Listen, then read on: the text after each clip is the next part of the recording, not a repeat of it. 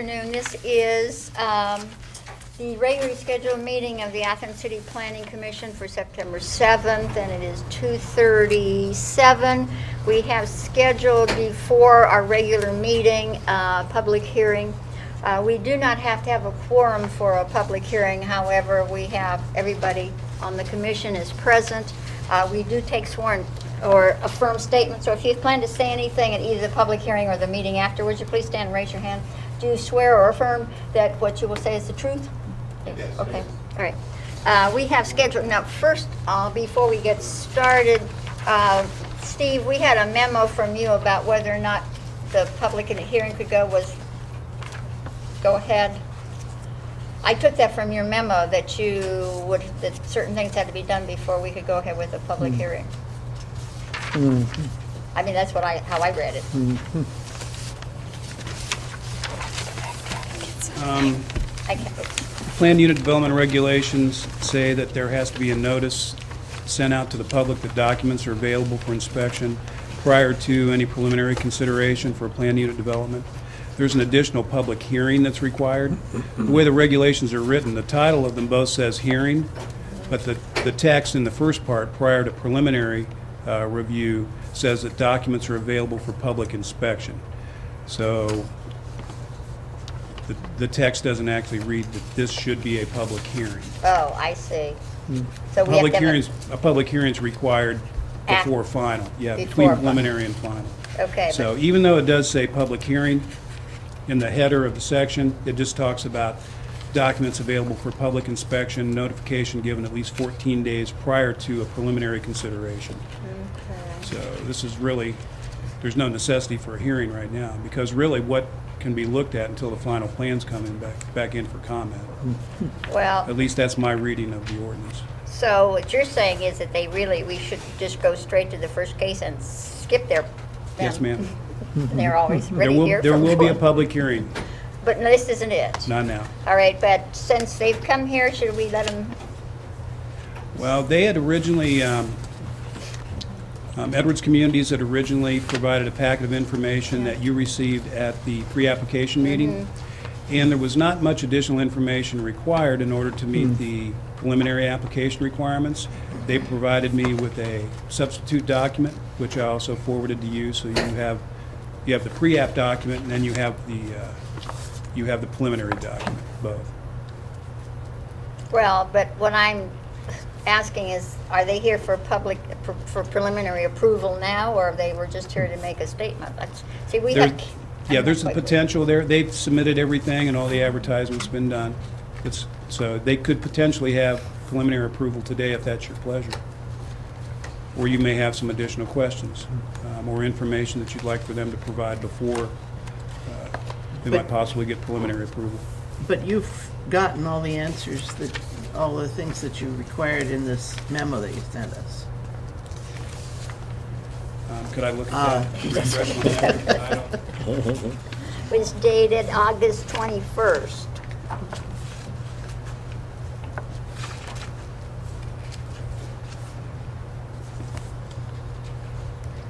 Yes. I received a letter from Mr. Tom Dowdy, Milestone Development, that he and Edwards Communities did, in fact, both have control of the land. I did receive the check for $8,750. And we have assigned it, even though we're considered essentially the same piece of property, we do have two different case numbers going right now. As a matter of fact, I should probably bring to your attention right now that you'll soon be receiving a letter from Mr. Dowdy asking for an extension of time of his preliminary approval for Campus Edge. So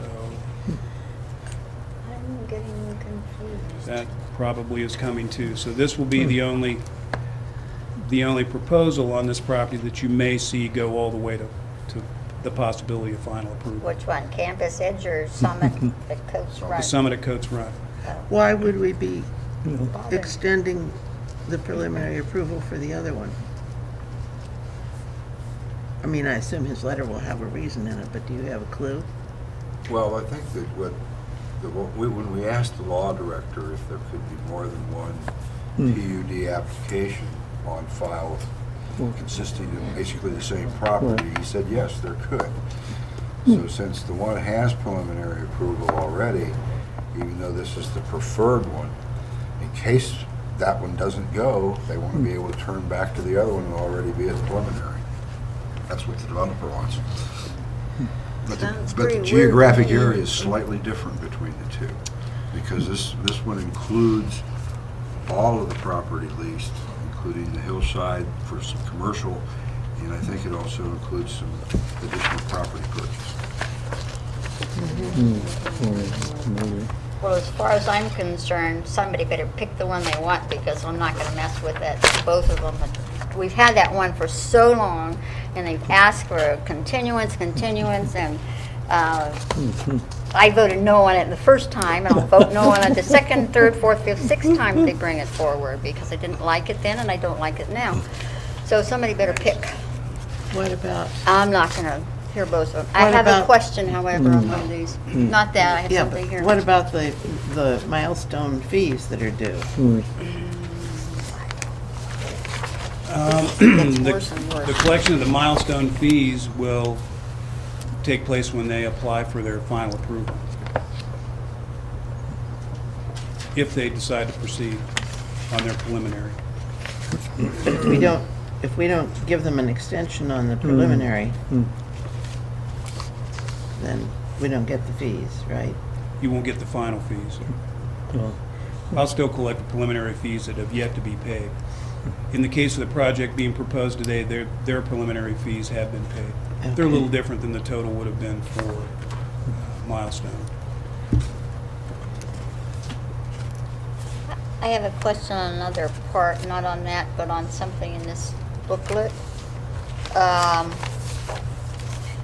Well, they talk about having ownership and be able to show ownership and all that. And of course, I'm not an attorney, so I don't know how this works, but all of these agreements for lease and all that sort of thing are with Mr. Daines, who's dead. You should have a copy of another letter of Mr. Dowdy I don't see anything that sent. says that. I thought they were from the Danes estate. I didn't see it that way. It says in here with I don't see anything in my book that says it's the estate. It should have been a separate page. It should be a separate page. Now, It's not attached to that. I don't see it. It's all an acknowledgement of the agreement with Mr. Daines, and he does have a wife. Of course, she's not on this first lease, but he does have a wife. Or she was his wife one time. So I was wondering about that. It's just not in here. This is the one we just Yeah, got, isn't it? yeah.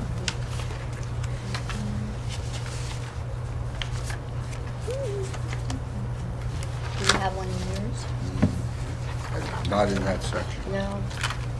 Well, just so you know, Yeah. Oh, I it did. came in later from Mr. Dowdy. I have it over at my office. It essentially says that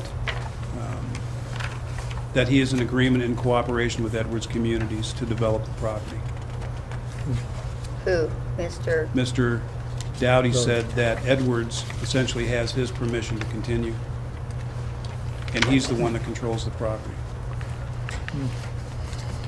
Well, I can make sure you get I'm that just letter. asking as a point of law about an agreement with somebody who is dead, and it says nothing about his estate or anything in here. This is what I'm asking. I mean, Mr. Dowdy could pass it on forever if he wanted to the rest of them, but if in fact it isn't in the estate, or it didn't go through the estate, or, it needs to be pointed out that this man is dead and some other action had to be taken for Mr. Dowdy to have control of it. I'm not sure Where the about lawyers legal are. transfer of property and legal agreements that happened at Mr. Dane's death. It may have been that those were all transferred to an estate, where they may Well, have been. that's but I think it should show in here is what I'm saying, that it doesn't show in here. And I know that Mr. Dowdy's had a lot of trouble with this thing, and the whole thing, and I know he's had some other problems, and I would like to see it, for them, the other people who want to do this, is let's make sure that all the documents are in here and they're all part of the record, so. don't know a thing about the law. I'm just saying that if I were going to do this, I'd want to know that all of this was covered. I mean, personally, if I were in the business. I don't know if there's another document, legal document, between the estate and Mr. Dowdy. Well, I could ask him to provide copies of lease payments that he's made since Mr. Dane's death. if Yeah, that see, would- there were, did he carry through with it? This is my question. I'm not accusing anybody of everything. I'm just saying that there have been some problems, and I think they should be, make sure that they don't exist before we go ahead and somebody starts building something and somebody else comes up and says, say, guess what? I'm Mrs. Danes and I didn't agree to this. Since it's a 99-year lease, there ought to be some provision. There should be some, well, we don't know if he You finished. don't last that long. But we don't know whether he actually carried through with all this. I may also have a copy of that document in the Campus Edge information that I Folder, yeah, have. well, see, but The we've got original this one. agreement between Mr. Danes and Mr. Dowdy. So if I do happen to already have that document, I'll You- provide it to you. Yeah, okay. I think it just should be part of it, be included, so we don't have any mess around here. I don't know, what is you people, what do you want to do? Well, should we, I move that we amend the agenda to start with the, with case 0613, Summit at Coast Run, since it's at the top of the page. Okay, you want it as a case to Yes, Okay. Is there? Second. consider it for preliminary approval. Okay, all right. It's been moved and second, and all in favor say aye. Aye. Okay, good, we can do that. Then we'll move that down to the cases. How many other people are here? Okay. Okay, who wishes to speak for this case? Did you want?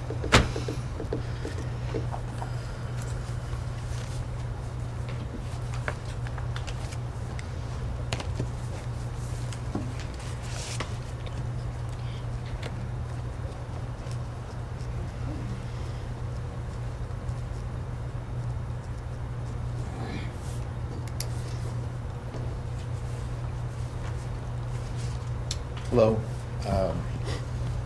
My name is Rick Kirk. I'm with Edwards Communities from Columbus. With me today is Ryan Pearson from the Edge Group in Columbus. They are the land planners on our proposed project.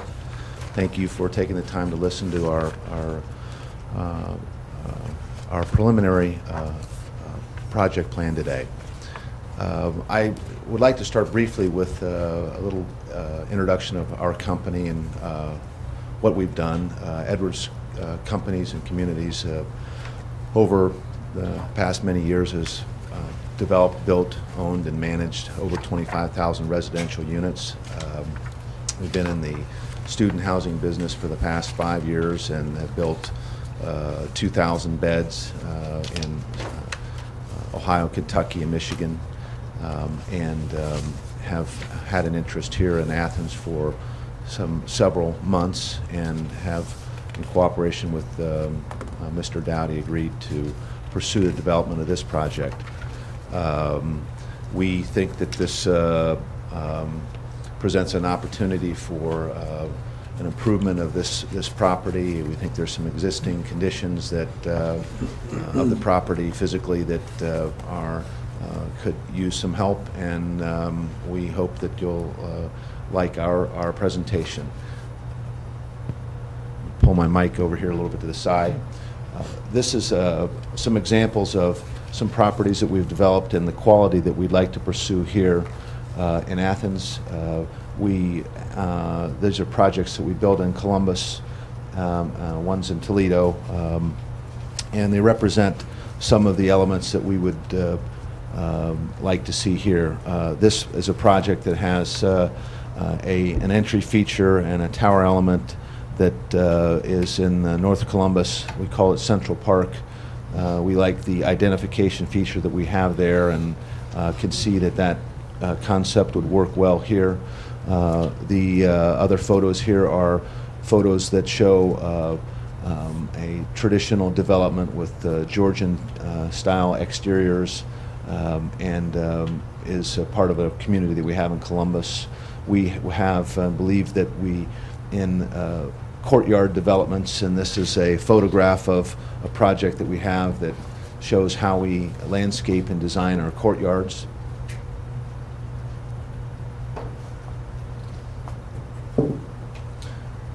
These are some student-specific floor plans that will be similar to what we have proposed here. This is a project that was built in Michigan that has a courtyard that has a 25-foot change in grade from one side of the site to another, which is pertinent to the project that we have here because of the grades. Entry elements that we used up there that are again thematic of some of the designs that we would try to observe here in your community.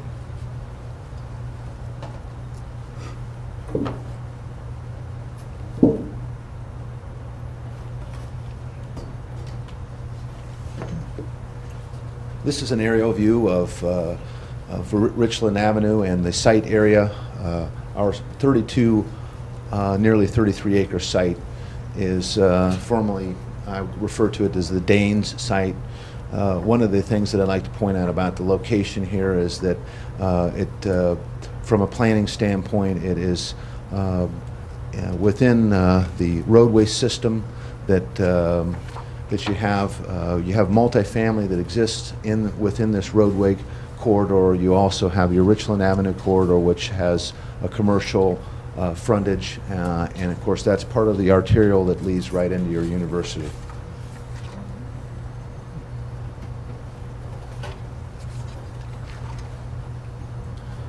This is a closer view that shows the existing site conditions, and one of the things that we first recognize is that the site has been logged and the vegetation has been substantially removed. You can see the Greenbrier neighborhood and the existing green trees and the lack thereof on the property as it exists.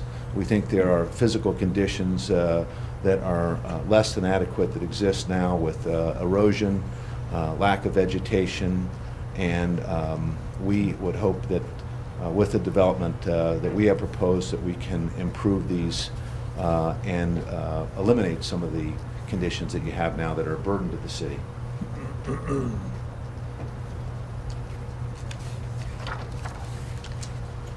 These are some photographs of the existing conditions. One of the things, the features that we would like to recognize and enhance is the existing streams. We have coach run along Richland Avenue. Here's some photographs of the area.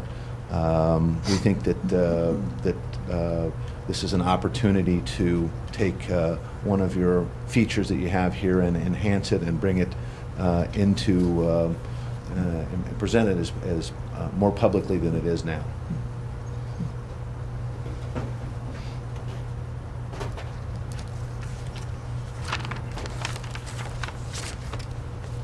These are some examples of how we might pull off that concept.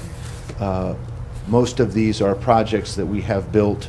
This is a project in Columbus where we took a existing stream and revitalized it in conjunction with the City of Columbus, donated the land to the City of Columbus as parkland, and it exists now in a state that where we maintain it, but we have what I'll call a visual amenity on a high traffic area, Hayden Run.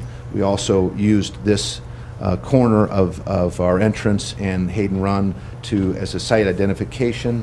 We named the project and had a theme of the farms, which is a horse farm. The former owners operated this property as a horse barn. Here's some other areas that we had existing stream beds that we brought into to use not only for storm water and civil engineering purposes, but also again as the visual amenity that I refer to. We have added some art features that we have fun with, but it also helps to really identify that our projects are, we think, a little different, and we hope blend into the community in a way that that is good for everyone. These are some themes that I have. Since we have some grade and topographic issues on the project, we have some concepts that we would like to pursue here.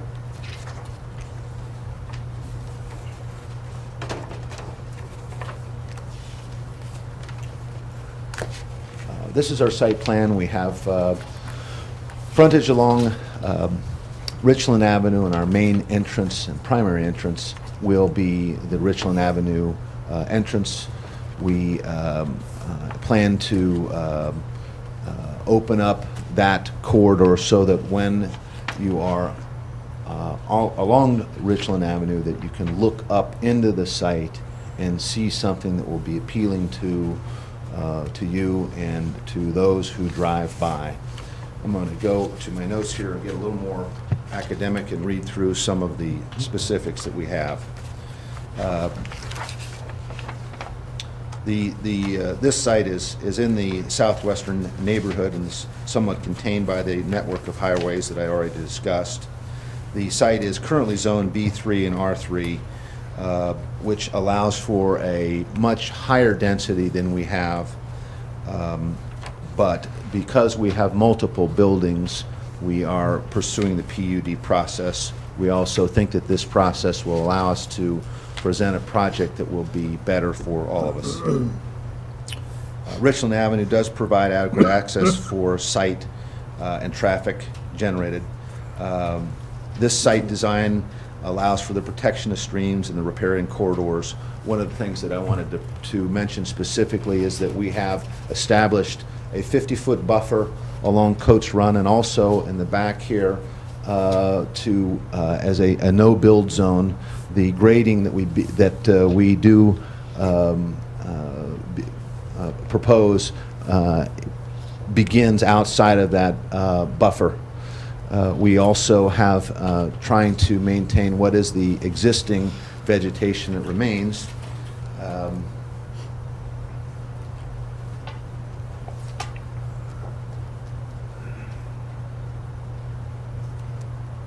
We want to do our best to maintain the levels of slope stability and not increase the potential for slope failure. This is an important issue here in your community. The existing soil conditions are, as generically said, slip prone. In order to eliminate that, we would propose some cut areas and also to stabilize the soils. We do minimize the use of retaining walls, which was extensively presented in the past, and we have virtually eliminated that. Our entrance up into the project along here does use the natural curvature of the hill for driveway access. The current conditions, as I had said, the site has been clear-cut. Most of the salvageable trees are along the property boundaries and in the streams, and the special attention that I mentioned to keep the design to limit the construction outside of the riparian corridors. When the site is developed, we will have provide vegetated slopes, stormwater detention, and filtration basins or ponds to control erosion, which exists now. There is some small debris in Coates Run, which will be cleaned and hauled up, and we will maximize the bank protection. The impact along Richland Avenue allows us this project to open up the public view, which is currently overgrown. We will provide an architectural icon visible from Richland Avenue that complements the existing Ridges development. We hope to set a benchmark for quality in terms of planning and architectural design with this development. We'll solve environmental concerns to the satisfaction of the EPA. This will require us to submit for permits necessary for stormwater detention, erosion control. We'll mend the soils to bear development for the longevity of the project and make it better for off-site neighbors and as well. The project, as proposed, will generate over $600,000 annually in tax revenue to the city. Currently, it is substantially less than that. The architectural character that we have fits in with the existing surrounding area. We like to emphasize the massing and proportions of our buildings. We're trying to minimize the monotonous long views, flat facades.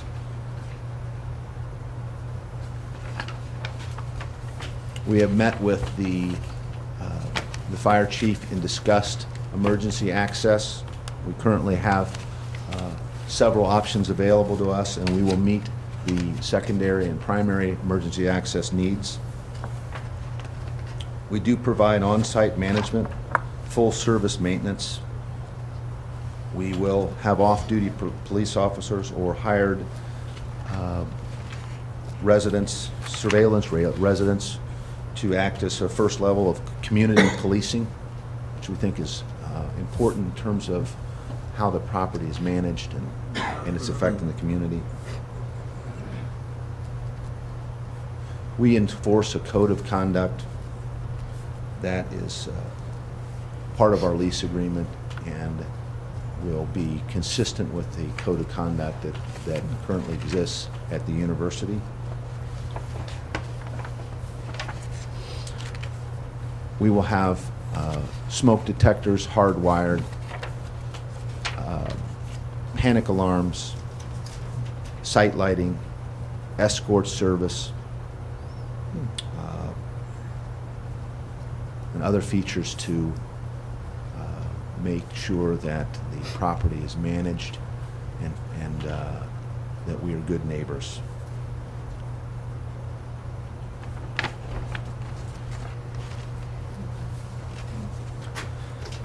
In short, we have project amenities that we are within 7 minutes of walk of your lower campus.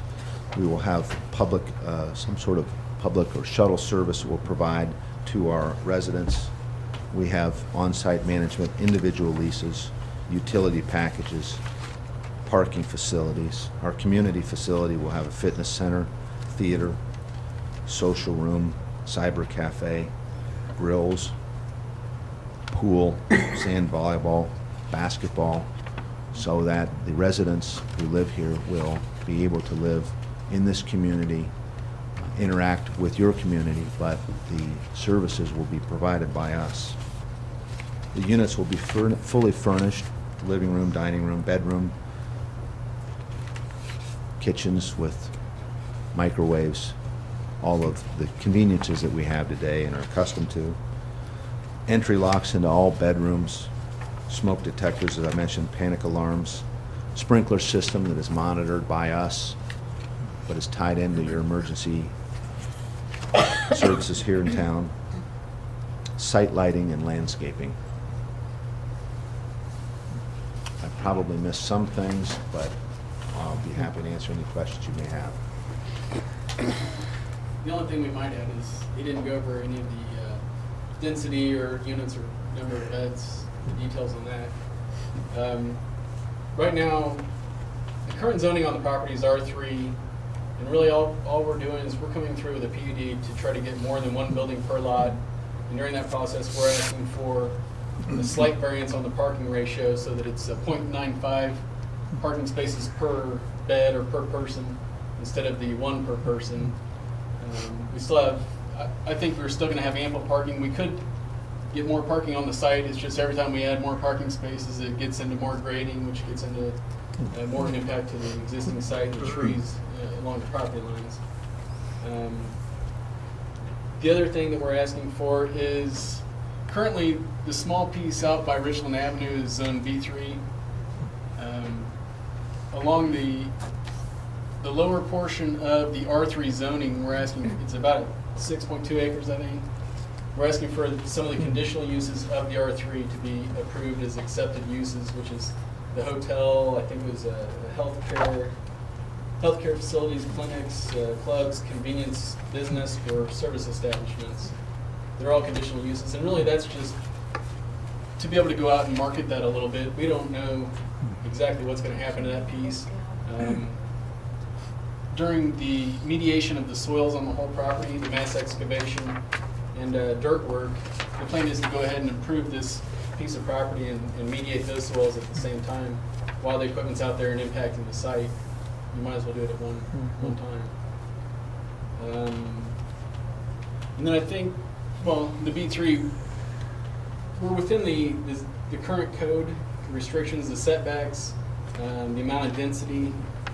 We comply with all that. The only thing we're asking for is multiple buildings on the R3, the conditional uses, and the parking variance or departure. Yes. That's it. Yes, and I might mention very briefly about the engineering component. We have had several meetings with staff about engineering needs of the site. We intend to extend a water line off-site to our site, which would enable us to have service, of course, but we think additionally that if the layout is approved, would allow the city to discontinue the use of 2 booster pump stations that we currently have to maintain and pay for. It's always good to have those kinds of maintenance responsibilities taken off your back. We also are hoping to provide a sanitary sewer system that would give some relief to the potential overflow problems that exist along Richland Avenue, which, when that happens, of course, creates a problem for you folks because sewage can go into the existing streams. So we are hoping to do that. The storm water methods that we have of retention basins will allow us to control the erosion that exists on the site. And all of those things we think will be something that would be good for everyone.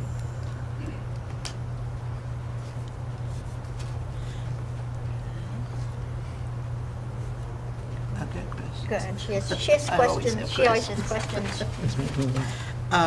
You're asking for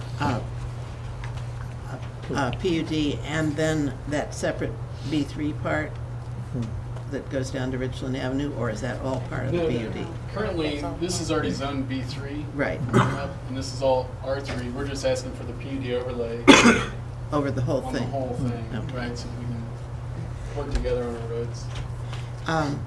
Has the university agreed to take extra soil that you have to remove? Or I have not met with the university. We just met with the fire chief today. I felt it was important that I get with him first and understand his desires.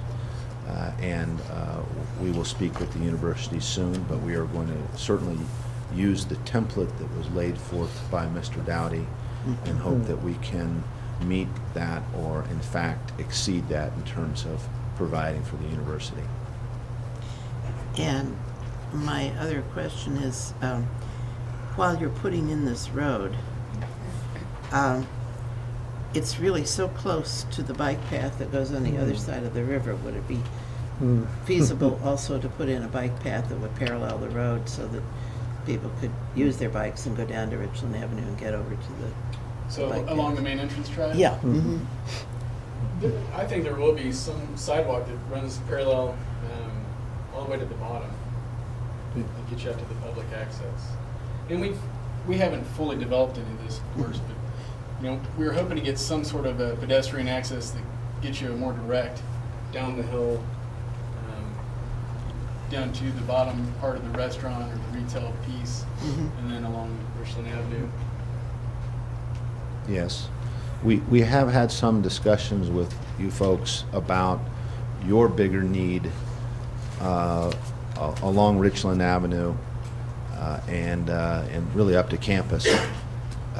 And we think that we're a piece of your larger puzzle here, and our intention would be to help get you started along establishing possibly street improvements there and some traffic roadway issues that you may have now or in the future. And so we're aware of those things and would intend to work with you as we have in the past in terms of really getting you going that direction.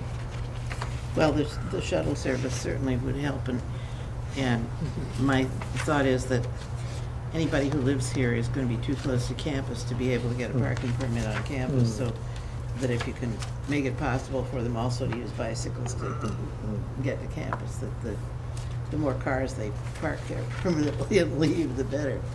Yes, we absolutely intend to do that. I think those are my only questions. Somebody answer? Harry? Nope. I need you to tell me how much of that hill you're gonna cut down. How far down you're gonna cut the hill? Elevation height-wise? Yeah. I want you to give me some way that I can visualize it, because I'm not real good at this. There's a fairly small knoll at the very top of the hill that gets up to an 800 elevation. This building right here is at a 777, 775, somewhere in that range. Then from there, across this section, there's an 790 contour that runs across. And these buildings are still sitting up at about that 765, 770 elevation, somewhere in that same vicinity. We're not impacting any of this piece of ground. Like Rick said, the 50-foot buffer, we're trying to make that more of a no disturb, no construction zone, and not get any contours or grading done into it, because then the trees are lost. So I'd say in general, on average on top of the hill, on the very ridge of the hill, it's probably a 25-foot cut. Well, see, every That time. has to be done anyways with the soil. Well, I mitigation. know, but every time we have one of these things, and I ask about this, and they'll tell me across the way, well, we're not gonna take much of that off, and Mr. Lance Rep took me and showed me all those beautiful hills, and I go out there and you've chopped them all off, and, oh, yes, you did. And so I get concerned about, Athens is supposed to be famous for its hills, and then every time we put something in, they tell me that they're not gonna take much of it down, but when it gets there, it's gone, and they cut into it. So this bothers me about these things. And then the other thing is that it always seems to me that buildings are brought in that have been designed for a flat area, and then they're stuck up on the hill. And across the way, those are buildings that are stuck up on the hill and don't look very good. Can't you design smaller buildings that fit into the contour? I mean, these are all 3-story, aren't they? Yes, they're all Stick up 3-story. there, show like they are across the way, which I don't think We have driven across the way, and we understand that there are some concerns about how across the way was constructed and managed, and Ryan and I had a lengthy discussion before the meeting today on how we can do things better. We would firstly stand with what we have done in the past, and several of you have been up to see some of the things we've done. We think we do a good job. We always try to take those projects that we've completed and learn from them and see if we can improve upon them. We take the aesthetics and the design very seriously. We think we take it more seriously than most. We wouldn't go to the trouble to add artwork and do the things that we do if it weren't fun and part of building a quality community. We think that's unique. It's certainly unique in residential development. Well, I know that you do a good product. I'm not that. It's just that it just seems to me typical of all developments when you come in and you design the building for multiple areas, and then I just think hillsides and hills should have design especially for them and not use something you've always had. And I question the number of people up there. It just seems like too many to me, but I mean, that's just an opinion of mine, but I didn't want an idea about the chopping off the hills, because I think I don't consider it chopping off the hills. I think hillside development either A, you can cut into the side of the hill and build a Yeah. steep wall, or you can somewhat create a level pad at the top. It's not unlike the ridges. If you drive up to the top of the ridges has a campus-like Yeah, I feeling at know. the top of the hill. And really, that's what we're trying to do. And I think we're fortunate in the fact that we have a fairly broad level plateau running through this, that it's not gonna feel like we're taking a perfectly molded mound and cut the top off. It's gonna feel, I'm not gonna say it's gonna feel like exactly like existing, but it's gonna feel somewhat natural up at the top. I guess one of the things, Ryan, and like if you go up to the adjacent property there, Carriage Hill, and their parking lots, you look up at the hillside, basically, that you have. And of course, part of that is Carriage Hill's property. It's still gonna go up. So are we gonna create something that looks like a bowl there? Or I guess what Joanne's saying, we can maybe visualize better if we know what your elevation is in comparison to, say, the adjacent property's elevation in the parking lot or For a example, building, and then we get a pretty good idea of, okay, what's going on? Okay.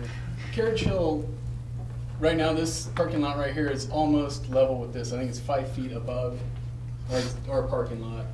Now, when you drive up to this corner of Carriage Hill, they've cut into the side of the hilltop. Right. They did exactly what we're trying to propose here. In this area over here, our road actually hits existing contours right off the edge of the road, 10 to 20 feet. Some locations it gets out here about 30 feet to keep our consistent maximum grades that we can get off of the road. Same with the back side of this. This parking lot is all at about, there's a 650 contour that runs along the parking lot, and our parking lot's right at that 650. So I really think that was a big part of picking up this parcel on the top of Greenbrier, was so that we could come back and meet the existing grades and have it feel more natural than taking a wall at our property line and, improving it so that we can build on it. So in general, or in essence, this thing should tie back into existing contours pretty good. I think one of the things that makes it feel a little bit more like a hill is, after you improve the slopes and you take your fill and put it over on the sides so you can build on top of that, is getting those steep slopes. We recognize that, and I think our plan is to do a little bit more of a terrace to have it feel a little bit more like it's gonna look man-made on that hillside. And so we want to do the terracing and make it look a little bit more like an art form, stepping up to this building on top of the hill. Carriage Hill is terraced. Yeah, it is. Anybody else have a question on the board? Well, I think one of the things that I would like to see at some point, because on the bottom left there is a fairly large parking lot, roughly, 120 cars or something like that. And I know it's an estimate, and you're at 95% on this parking? Yes. It's kind of, where do you think people would? Because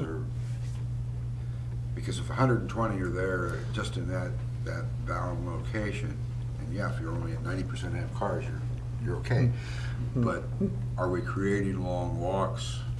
You just want to get some visual idea of what it is, because what you're going to have, because I don't know if you need, my way of thinking, a drop-off zone, because if I live on the 3rd floor, and I've just gone and bought groceries and everything else, where do I park it? How far do I got to carry it? Do I need Yes. drop-off zones or whatever? So maybe in the future, you could give me some kind of an idea of just I know it's a guess, because it all depends upon who you rent to and And I how can many tell cars you- are in that particular building, but in looking at most of these schemes, there were 80-some people, as I recall, at maximum occupancy in some of the buildings, about the largest building, For each one of these buildings is about 80.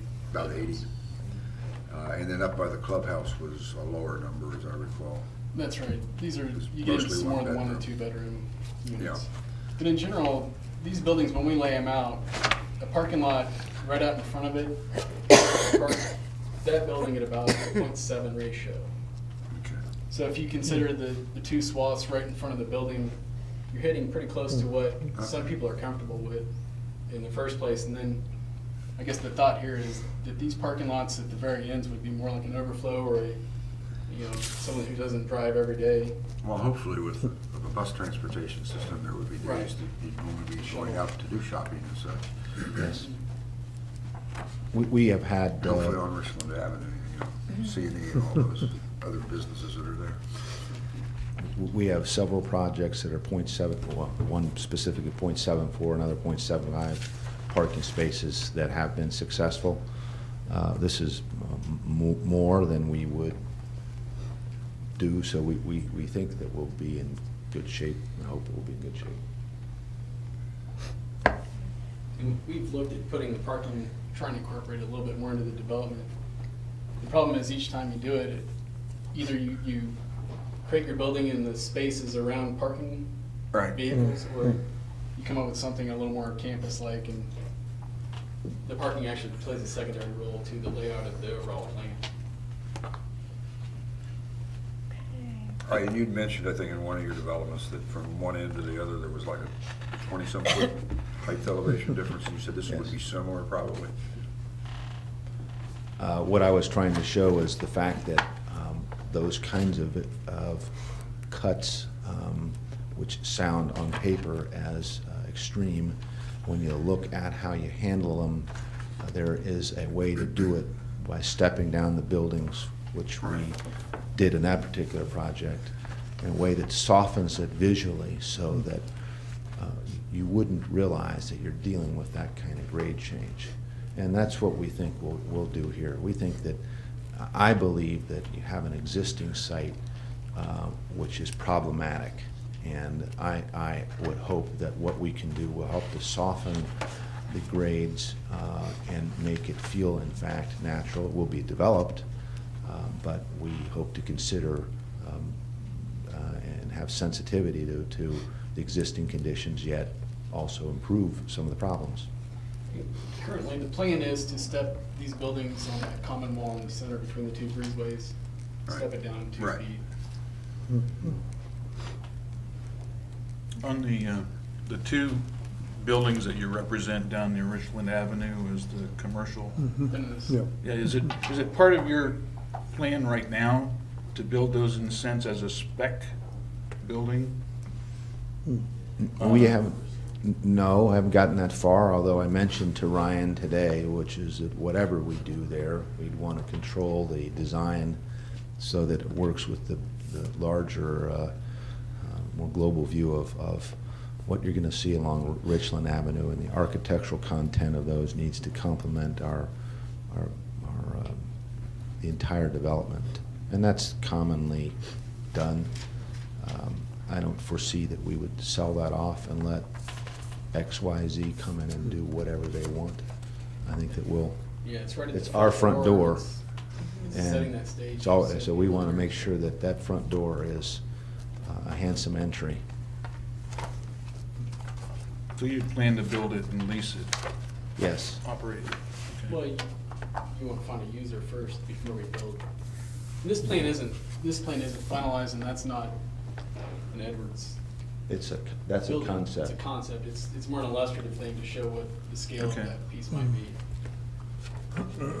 Right. What's the white, what is that white piece there? I mean, what is it there? Right there. It's somebody else's property, but does anybody know what it is? What's on It's it? the back half.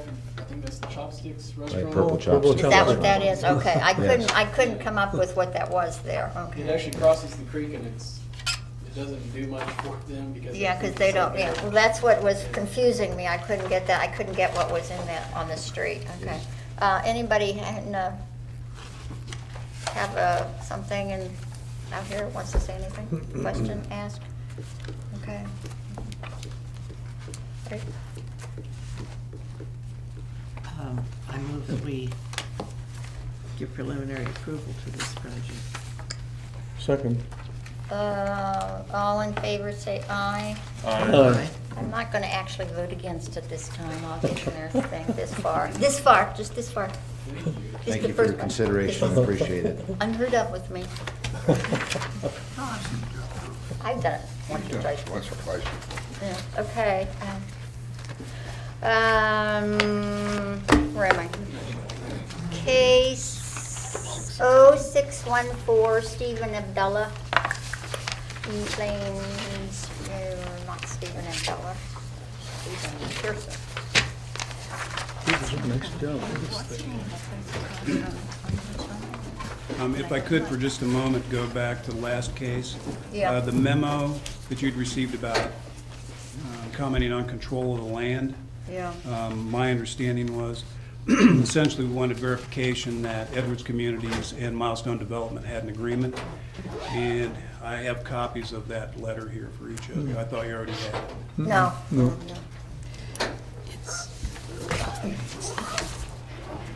I could go. It's not there, but yeah. Yeah, it is in it.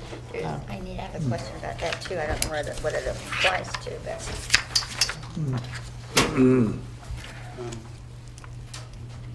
This might be in something we got a long, long time ago, but it's No, it's still up. but we don't have that in ours. Okay. And I will go back. I believe that I had seen a copy of in a previous application for Campus Edge, a copy of the land lease agreement between Mr. Dowdy and Mr. Dane, so I'll get that too. I called over to the office and asked my administrative assistant to send it over. She did send that letter over. And I will get a copy of that lease to you. And I think related to that too, I might as well bring this up now. I provided each of you with a breakdown, a comparison chart of apartment complexes in town so you can compare them. There's a list here of the 12 largest complexes in town. Where's, And I have the maximum occupancy listed, the number of the buildings, the number of units, number of bedrooms, number of parking spaces, the parking ratio, the total site area, the area per unit, the area per bedroom, and the area per person. So you can use this chart to compare the two proposals, down at the bottom, Campus Edge and the Summit, and compare them to the 12 largest apartment complexes in town. I have a question. What's the one across the street from University Courtyard. University Courtyard? Where's Oh, it? actually, that one's not on there. I can give you that information. Yeah, University Courtyard's not on there. Yeah, and I have a question about Athens Gardens, that number. Does that include that whole part? Because Athens, there are two things out there at Athens Gardens. Yes, that includes the That's entire both site. both parts of it, Mhm. because that one part in the back might be, or whichever one has the other name. I forget what the other name is. Yeah, that includes both. Have the same thing, same situation. There's a combination where it says Athens Station. Yeah, There's actually two parts to that. I think one of them's called Sycamore Place. Yeah, and one's yeah, I called- guess so. It's all included in Athens Station. well, I just wanted, because Athens Gardens, part of that, they're going to want to sell it off to, it's coming up where it's time to sell it. This information is based on a combination of review of Okay.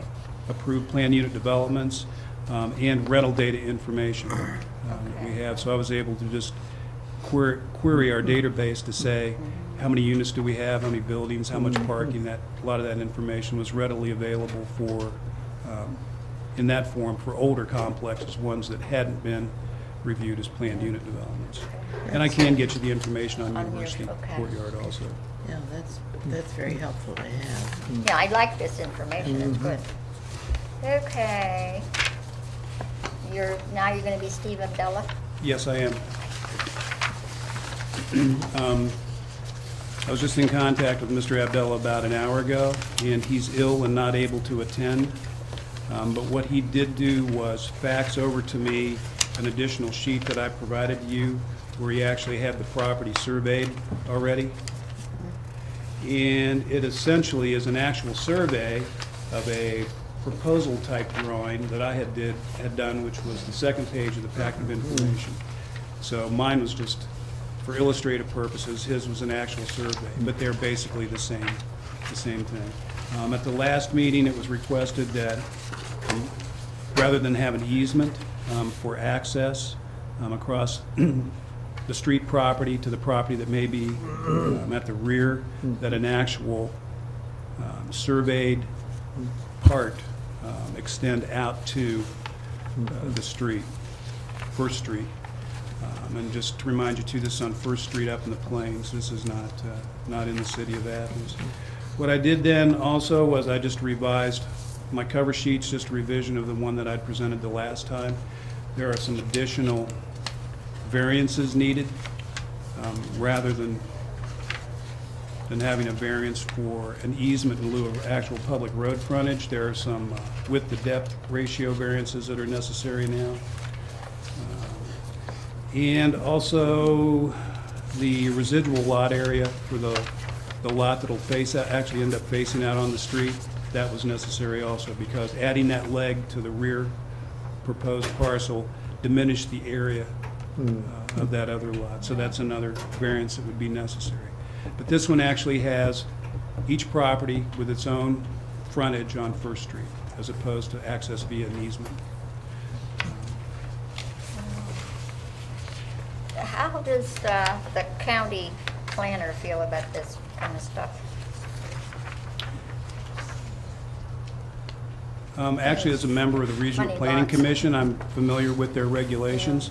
The county actually allows, without a platted road, the division of 4 parcels of land off of a private easement. They're much more lax than the city is.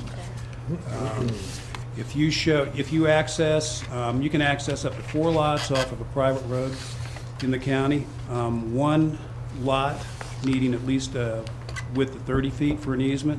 2 or more lots, 2, 3, and 4, requiring up to 50 feet in width as a minimum on the easement going back. So you can actually split lots off of easements without any variances in the county. And Mayor Abel and Mr. Kanashigi and myself, being members of the Regional Planning Commission, see that quite often on that level. The city actually had in their subdivision regulations that same provision, and that was amended and removed fairly quickly because we realized, excuse me, in the city that it's somewhat problematic to access, especially with emergency services, properties that may be accessed only by a gravel road or some drainage area that's unmaintained or insufficient width or poor pavement. And so we don't, in the city, that kind of division is not permitted. So for example, if this was in the 3 mile, Mr. Abdallah could have done this, outside the 3 mile. He could have just done it via a 30-foot wide easement and a maintenance agreement on the road. So, He's still putting storage units back there? Is that what he wants to do? my understanding that he still intends to construct storage units back there. Mr. Abdallah, if you look at one of the drawings that you have,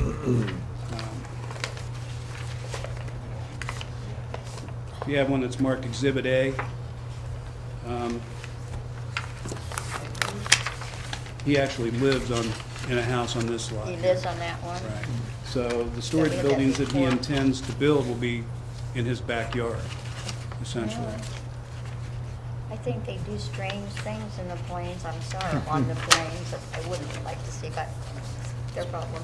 It's my understanding, Steve, that under our regulations, the reason that the 20,000 square foot lot requirement is that it's not a curb and gutter road on First Street. That's If correct. it's curb and gutter, it'd need what, about 9,000? I think it's 9,540, something like, you're real close. But to kind of, to expound on that observation, the table of, essentially the table of bulk controls and the subdivision regulations, because it does function in the city and within 3 miles, has these considerations to try to basically limit density with basic infrastructure. So, like the mayor said, if you don't have curb and gutter, that lot area requirement goes way up. In the plains, actually, as an example, the Meadow subdivision behind the elementary school, those lots are around 8,000 square feet, but no curb and gutter, so there was ditch swale drainage on the side of the road. And as time went on, the ditch got filled, and People feel like- water went to the neighbor, and then he pushed water to that neighbor. And so, taking just this very basic approach to limiting density by the pavement surface and the control of stormwater creates that difference in lot size.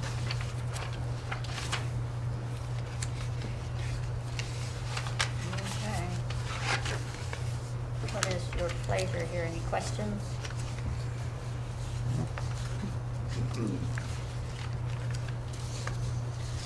I move that we approve this request with the recommendation for the necessary variances for lot area and lot frontage, both for the proposed parcel and proposed residual.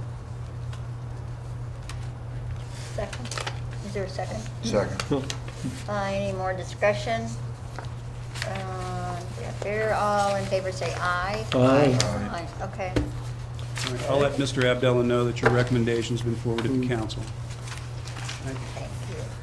The next one is 0615 University Park, but you suggested they change the name. He's gonna try it again, huh? Castle Pine. No, Castle Pines, I'm confused. You changed it to University Park, but it's been suggested you change it to something else because we're getting confused. Well, we used to We have university. university everything. We have- Where are we doing here? Where I have, the preliminary application is being resubmitted, I hear.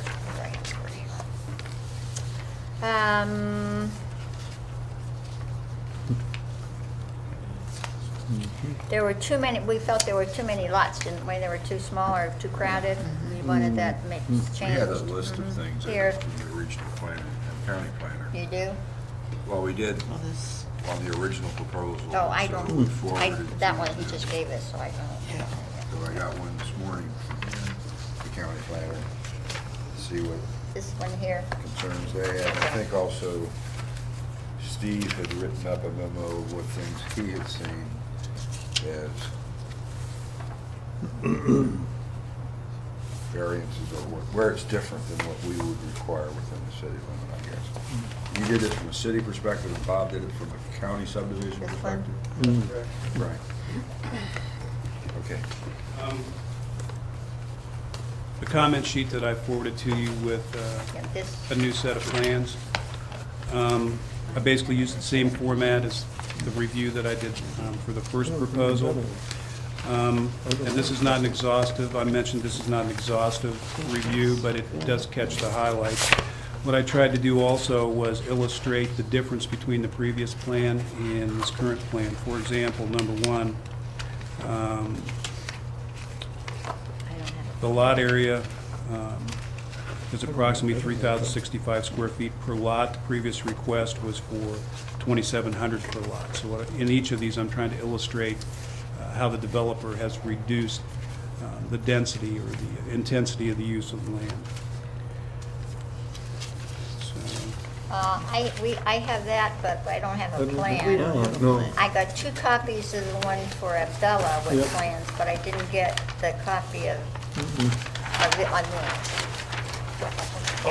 Good grief, they're coming at me. One of these days, we'll find a cookie monster that eats these things. Another one. There you go. Okay. Just as a comparison, Yeah, here's what we had before. okay, yeah, I had that one. There was 2 lots. Okay. Some of these have three. Yeah, we went to triplex units versus duplex units to try to get better density. Oh, you had a couple Yeah. duplexes.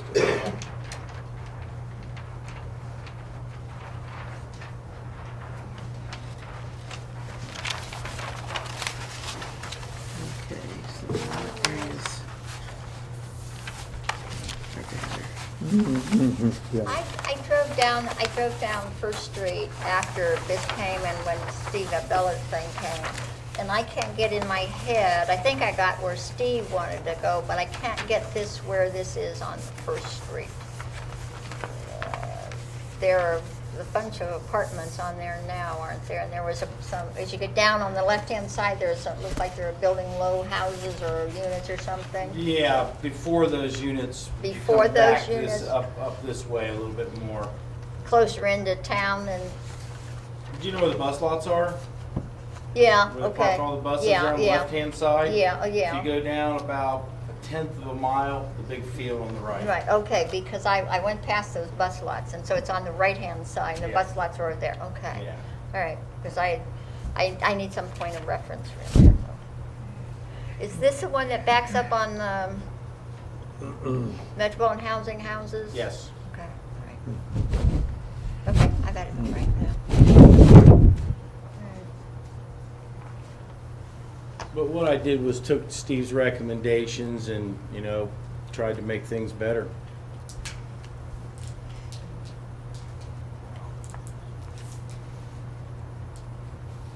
Well, how does this, now this was done before the Bob Eichenberg suggestions, is that right? Just- The drawing? That's the, Just because I had two set of comments, Mr. Eichenberg has two sets of comments. Oh, So okay. Mine are in the form of essentially a letter, his are in the form of an email. Okay, this was what you gave us just a little while ago, right? Bob, like this? I copied it Or for she, you. he did. When we came, he gave it to us then, yeah. Okay, I knew I just, That was as I of just about acquired 10 it. o'clock this morning, I see, okay. so I don't think they've been anywhere else. okay, there's still, in Bob's, there's still a concern about the density, the density issue. I'm trying to find it, a parallel in Steve's, and there really isn't. Oh, wait a minute, here you go. Well, Density.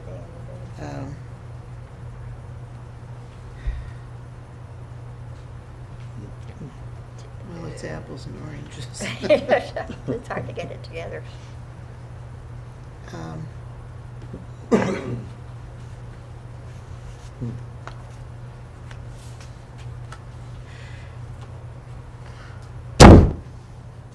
Well, that, I know, it's on top of the microphone, but, Yeah. okay. Oh. That's what I was thinking, this is.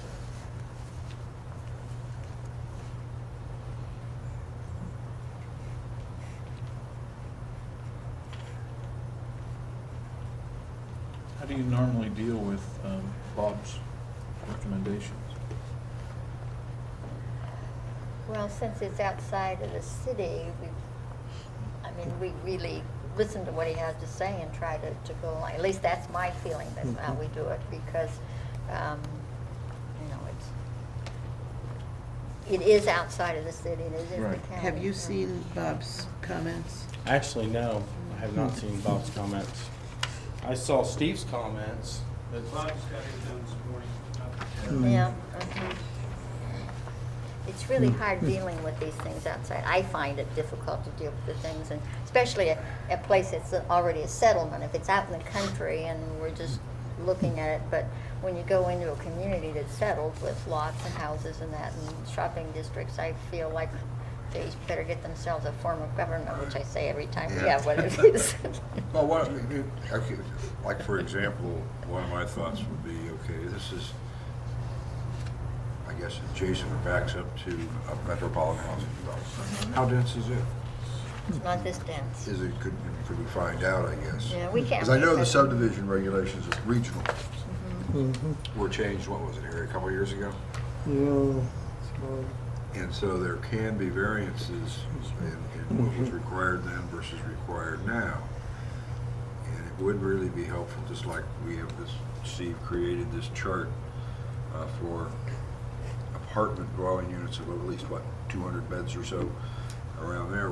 Would help to know what's all around there from a standpoint of density and types of structures. I know there's no zoning out in the plains, so you can build about anything. But I don't want to create something that is not attractive enough to create the buyers of it. You don't either. nope. Because then you have vacant homes which tend to become more dilapidated over time. And that's problematic. So some idea, I mean, if we're going to propose this kind of density, is this a lot denser than what exists?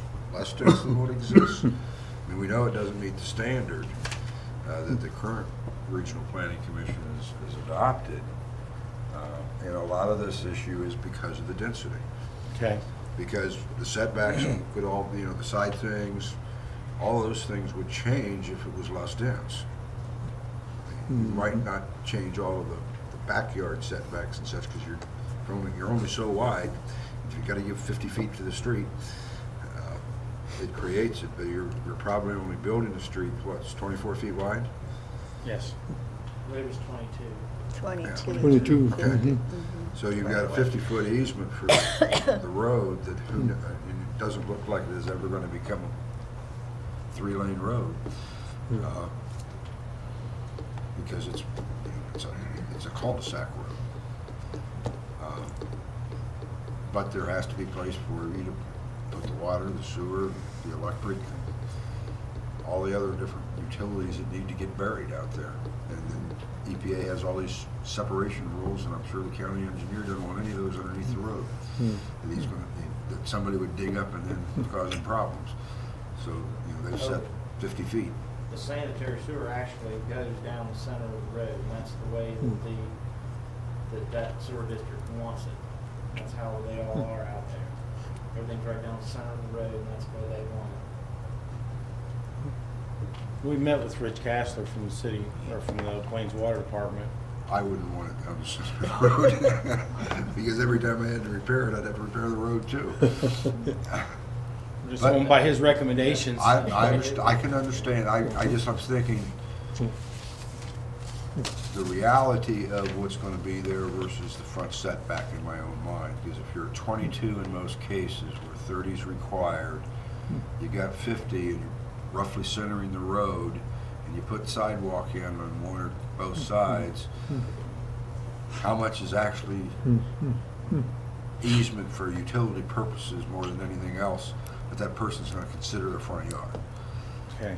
I'm trying to visualize that, to say, okay, how does it offset? Because in reality, we've got a situation where you're never gonna have probably bigger than a 22-foot road. So I can look at it a little bit that way, to say, okay, a variance on setback might be okay if I knew all those parameters and what would really happen. Right. The density issue is the one that concerns me the most. And I really need to know what else is around there and what dense that is. I know it's not zoned, so if you've got trailers right next to you, and that may be packed in real dense, because a lot of trailers are only, maximum, 14 feet wide, unless they've got the expandable ports on them or whatever. Yeah, there's no trailers on either side of us. Yeah, well, see, I don't know what's out there. I mean, Right. we've got a big bus garage lot across of you, which probably is not the most attractive thing to look at. Well, it's not directly across the street from our property, actually. But there are a lot of apartment complexes along there, aren't there? And also, I think Bob in his thing talked about shade Bigger trees things. and such, because if it's gonna be that dense, then that's one of the things he would like to see to have. Right. He also mentioned privacy fences. Right. And I'm not quite clear what he had in mind. Did he mean in the back, in the front? Yeah. Couldn't be Yeah. between, because Well, I I mean, took you the other day.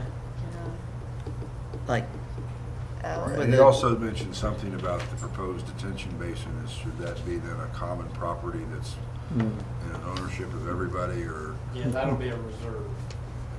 oh, I see on this, yeah. Homeowners Association. Well, that's what he was saying. Right. Just by the word reserve, he wasn't maybe connotating.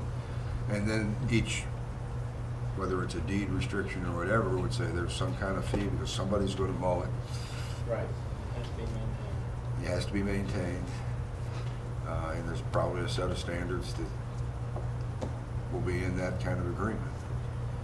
Whether we want to call it a deed restriction or whatever, but we need to, I think the county probably want to see that, because this basin goes to, somehow another existing culvert or something? Yeah, the There's natural a storm drainage drain. of the swale that goes through the subdivision. Okay. And they're just slowing the release factor down is what's Right, happening. exactly, to meet the EPA requirements. Right. Right.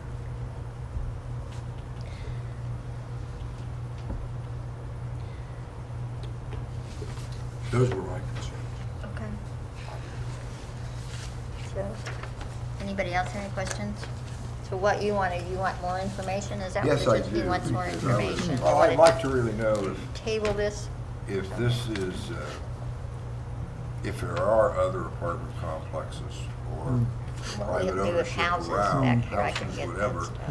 then I would like some idea of what's the density is, because I thought from reading Bob's comments, he said 2 units per gross acre, and the proposed development has a density of 9.3. Well, that's Different. significantly different. So if that's what it is, Well, it just says that the Regional Planning Commission would require a landscape plan right. if the density is greater. So I think anything in Bob's letter comment, we need more information on, or at least hear what you'd want to do. Because we'll probably look at Bob's comments stronger than we do Steve's, just because it is a couple In of the miles. county, It's okay. in the county rather than the city. Well, there's a lot of overlap And as anyway. you know from the last time, we like street lights, we like sidewalks, Yeah. all that kind of stuff. Please, do you want to table this or something? What do you want to table it? Sure, I'll Okay. move the table. Second. All in favor, say aye. Aye. Okay, all right. Thank you. Thank you for your patience going through all this. Who does this belong to? They brought him up when I said I didn't have the drawing. This one, I had. That might be his. I was overwhelmed. What's our next case? I lost my thing now. Zoning designation for Hampton. Hampton Inn, Station okay. Road. Huh? I don't have anything. Oh, 611, I don't know anything about I it. thought we I talked thought we already about did that that. once before. I thought we did that. But where are we on that one, Steve? Because that's the additional property that's being annexed into the city. Yeah, because that's county, that Because reason. it's right next to, yeah, it's what, the B3 right mall, now? and the mall is what? We don't have a mall, that B3? There's the apartments are on the other Right. side. The city corporation line basically runs east and west along the same line as the face of the University Mall. So the area in the back where the hotel's at was never in the city. There is a development Here's the map. slash annexation agreement. That's why I couldn't go and complain about them taking the dirt down, because it's out in the county. I stopped. I know, The dirt for Lowe's came from the county. right. The fill I for know, Lowe's. I didn't do it like But that. the zoning right now where the University Mall is and Is the what? 2 outlots from the Hampton, is that all B3? Right, everything on the north side of East State Street, all the way back to Donwood, is B3. Right, and Everything on the south side is M. And B3 will allow a hotel, which is what's being, as I Yes, it understand, will. the hotel's partly in the city and partly out. It's very close where the line's at. Yeah. Where are we then? Because this has been forwarded to us in June 7th by clerk of council. What steps do we have yet to go, or are we at the end step? Do we have to have, we already had a public hearing, or did we? I'd have to Were we required go. to, It was or- so long. I Yeah, thought oh we yeah, did there's a it. requirement I thought there for, was, I just didn't, I public didn't hearing. recall having it, but I missed a meeting or two, so I wasn't sure. But I thought we had dealt with it once before. I don't know, maybe I'm. yeah, I think what happened at the last meeting was that document there had been forwarded by the clerk of council to the planning commission and somehow inadvertently not gotten on the agenda. Oh, okay. So do And we so- need to schedule a public hearing then?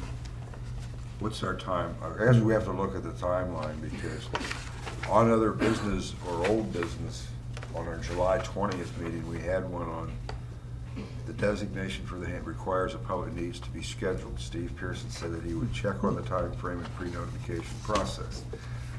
And that's, I don't know if it's turned up in, I don't think it turned up in the August meeting. No, I don't think so. So we need to re-establish that and get it moving through as quickly as we can. You might want to also check with the clerk of council to see what their dates of when they have to get, because they've got that window of time they have to do the annexation or not. They like to have the zoning at that time. So we put a gold star. Gold star? I mean, there's no reason why it shouldn't be I'd what prefer everything if is we around can, it. if we've got the adequate time, just to do it before a regular session of the planning commission, because I don't think that we're gonna have a whole lot of public attendance to zone, rezone it.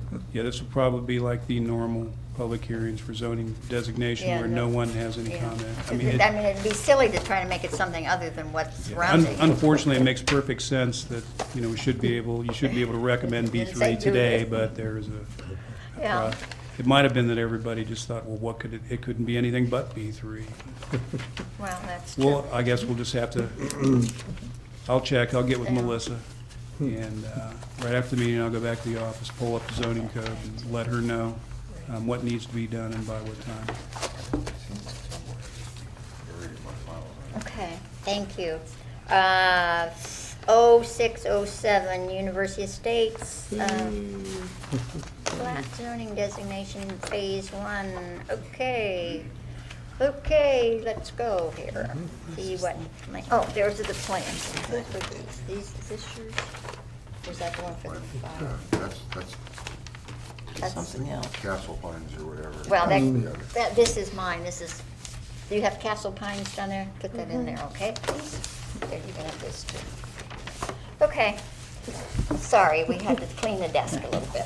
Okay, my name is Lance Breff. I'm with University Estates. With me is Pat Lawson, who's our Director of Development, who actually does the construction and the earthwork and everything. So he and I will be going through all this process together before you.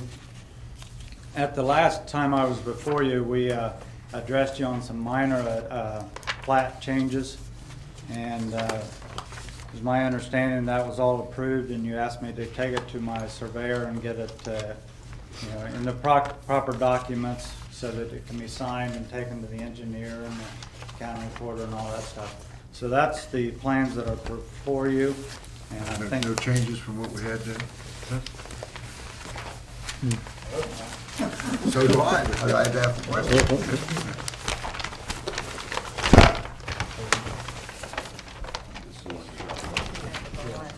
One down there, one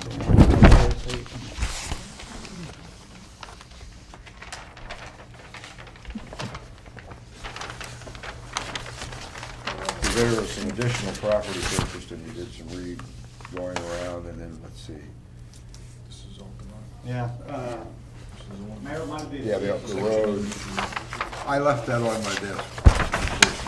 Because you had a sheet of paper that said, listed everything that there was. Yeah, and also, this is the site map that I used the last time. So these kind of highlight the areas that we were talking about. Because you created a new lot, as I recall, R1 lot. Right here. Up there, but Right there, we made the change made to the the road roads. connect, and then you did up. This up- was actually a sliver of land right here. that- Right, they then got joined to Did away another with. one. Remember, we had this piece of property right here that wasn't Right. in University Estates, so that's been split up and kind of made a L shape, so that comes like that. And then you added some lots, I think, where Yeah. the gas line thing happened. Is 52A and B and 56A. So how many total lots are there now?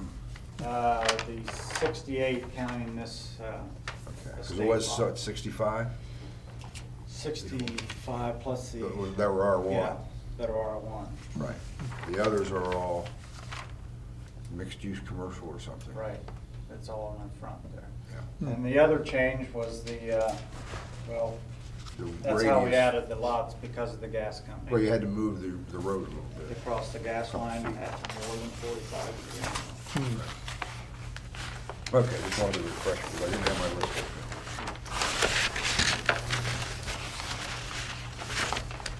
We're just talking about this part right here, Yeah, right? this is the ridge, That's your- this is the new one, but this is the same as the original plat.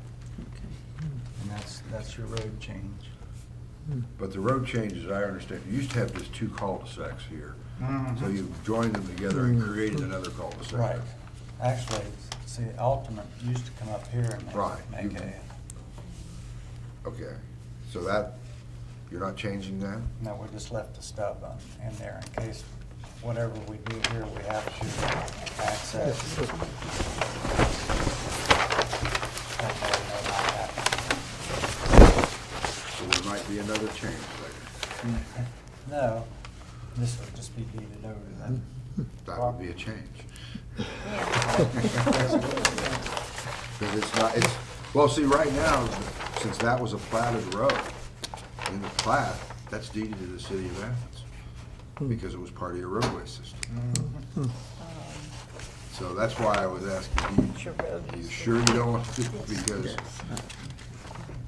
right now, you've got a 60-foot sliver of that going up in that's still on the plat.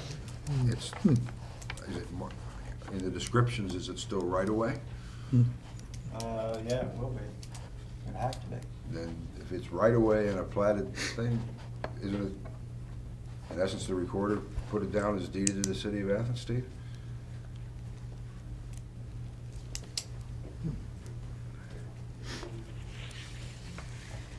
But if it's. My understanding of what happens when plats are recorded is that there's Platted alley a, or whatever not Right. being used. there aren't actually deeds for right-of-ways. Mm-hmm. It's actually noted on a plat, the acreage in the public right-of-way. So there's not actually a deed. There's a deed for the adjoining properties and then a description of the total acreage in the public areas. So, and I'm not sure what the 60-foot thing was you were telling me. Well, I was just talking about this. Where That's the where road used to it go. used to be. They left that section of it here like that. Redo the other line, so wouldn't that go on, it still remains in the plat as a right-of-way? Right. Yeah. That area right there should be surveyed out, platted, as dedicated to public use. I'll give you an example of a subdivision that's just like that, is up at Far Hills, if you're familiar with the Far Hill subdivision, that John Dowler constructed. Far Hills goes back up in, the road just stops, and there are two wings, or two Ts, or two stub roads that take off, because he had an idea that he might develop each of those lots, or those acreages, in the future sometime. Now, that's never happened, but those two little pieces that still go off on the side are public streets. So, Platted in on city anticipation of streets. development, which didn't happen. So, That's why I asked the question. Sorry, it just occurred to me as I was looking, I was like, what is that?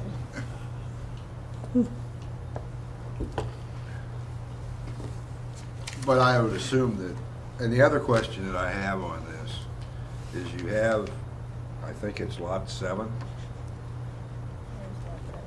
is a 13-acre lot with Altamont going through it, right? Right. I don't know what the general rule of thumb is when you, because most of the time, lots run on a public road and they're separate lot numbers. Like this would be 7C, that would be 7, because you already got a 7A or 7B.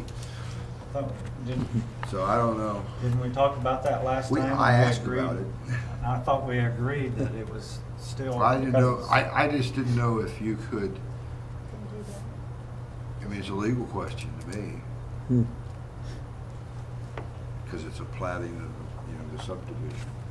Does that go, is I it don't this see it. entire thing here, is this all the way, is that one? Well, if I understand this Lot? area, which is, I guess, part of the next discussion, contains the High Point Villas, and that's a condo association in your proposals, as I recall. So all of this land, both sides of the road, are all gonna be owned by the same condo association as you get, when you get down to it, right, in common. So it That may, was our thinking behind. and that was our, yeah. So But that is all there is anything, I don't, legally. Yeah, there wouldn't be any any. legal reason or thing with the recorder's office, and that was my question. I don't, But I'm thinking with the condo association, it wouldn't matter whether it was 1 or 7 parcels, it wouldn't make any difference. and I The think, association can own all of them. sure. I don't think there's, we don't think there's a problem, but we're pointing out potential.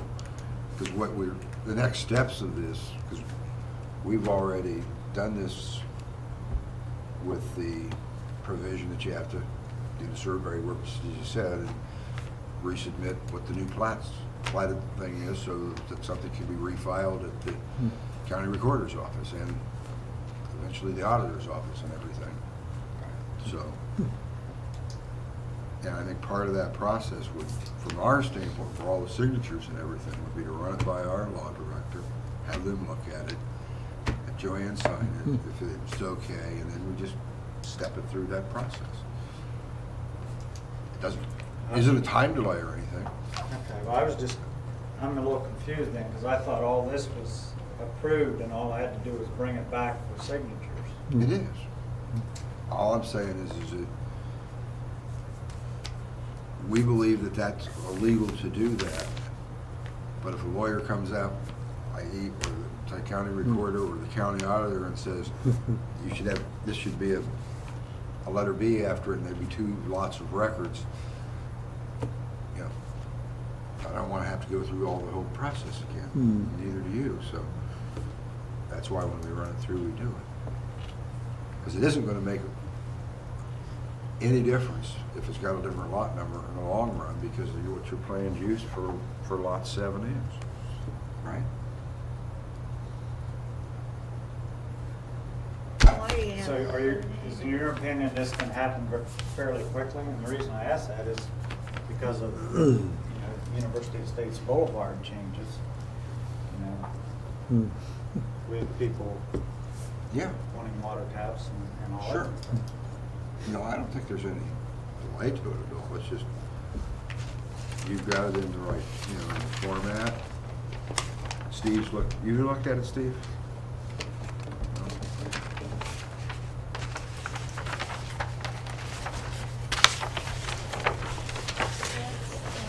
If it's gonna be filed, would there be an issue with going ahead and making it 7A, B, and C, from your perspective? Doesn't the recorder want Mylar paper or something? Yeah. Okay. I just thought they rolled out. Well, if you've got a 7A, it wouldn't seem to me you could have a 7B too. You could have A, B, and C is what I would do, Right. not a Yeah. 7. I'd have a 7A, 7A, 7B, 7B, 7C. Possibility of 7A would be very likely different ownership. Yeah, Right. and that's fine, but that's the way you can do it. If they were separate lots, then you couldn't do a separate ownership. But 7A is separate here already. Already, but Yeah, see, it these is. are, and the road Right, goes right right, through it. yeah, So I what we're saying is you understand. can, if you have an A, you can have a B and a C. Right. There shouldn't be a 7 and then a 7A, but a 7A, a But there's 7B, a 7 7C. and, yeah.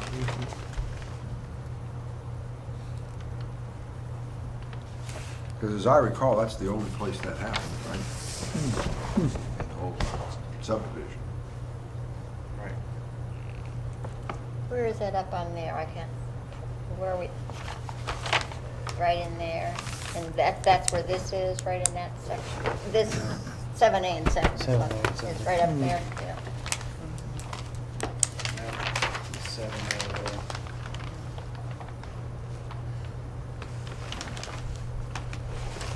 Because lot 13, does lot 13 touch Altamont and then go up to where this is?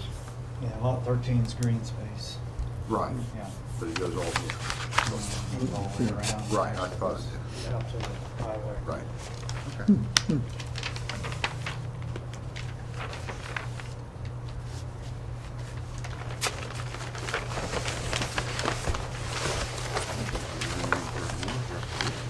Well, they're asking, I don't understand plat zoning designation phase 1. This is phase Yeah, that's phase 1. Well, did we already do that? Oh, yeah. And then they wanted a preliminary conference on phase 2. So Mayor, my understanding, you're right, should leave all the copies of these signed with you guys now? Yeah. Good night. My understanding, unless, I'll check with the law director and the code enforcement, that we just start, Designation. because we've already got the motion and everything else to do it. We were waiting for you to submit this. And there's just, since we're not surveyors or lawyers, those kind of people will look at them and they'll tell us if we got a problem. You got more work to do. Yes, we accept the designation, Sean. Alright.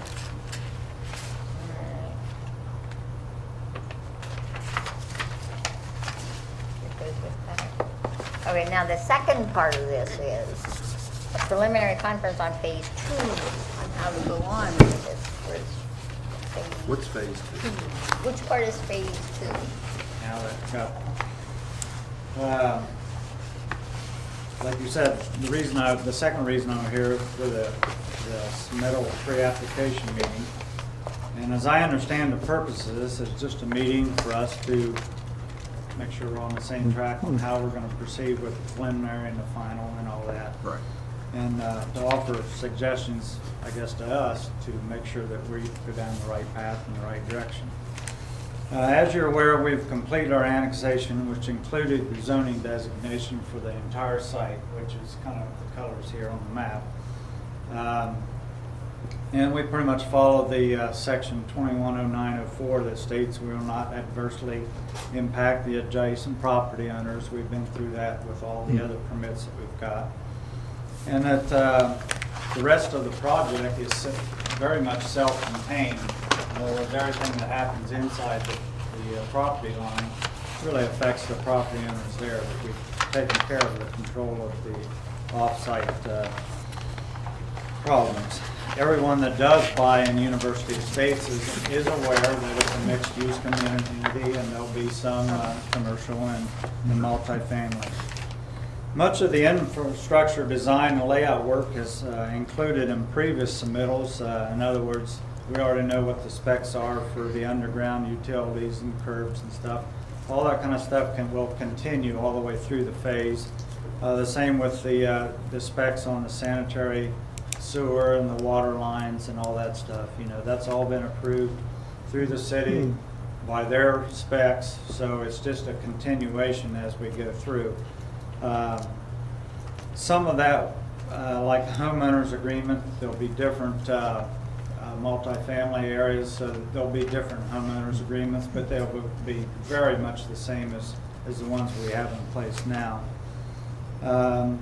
Most of the documents that we will resubmit to you will be just extensions of the same theory, except new pieces of property, you know, showing the sewer and the water and design work like that. There'll be some minor changes as we go along to various things with utilities and stuff like that. But one of the key things is for the rest of the development, you know, this is the first phase, phase 1, right up to here. Except for this little part right here, which is the clubhouse and probably some multifamily, you know, I did put a percent of it, 75–80% of it is single-family residential homes in the rest of the development. I guess one of the points that I'd like to make is we realize that the large scope of this project. In this submittal package, I think it's going to be impossible to cover every minute detail that, you know, a project this size is going to take. I'm trying to look at the city codes under the PUD and the subdivision regulations and all the different areas, and it seems to be that it was drafted for smaller PUD projects. You know, a couple of them we've heard today, you know, in the 5 acres or some. I think maybe probably the biggest one you've done is 20 acres.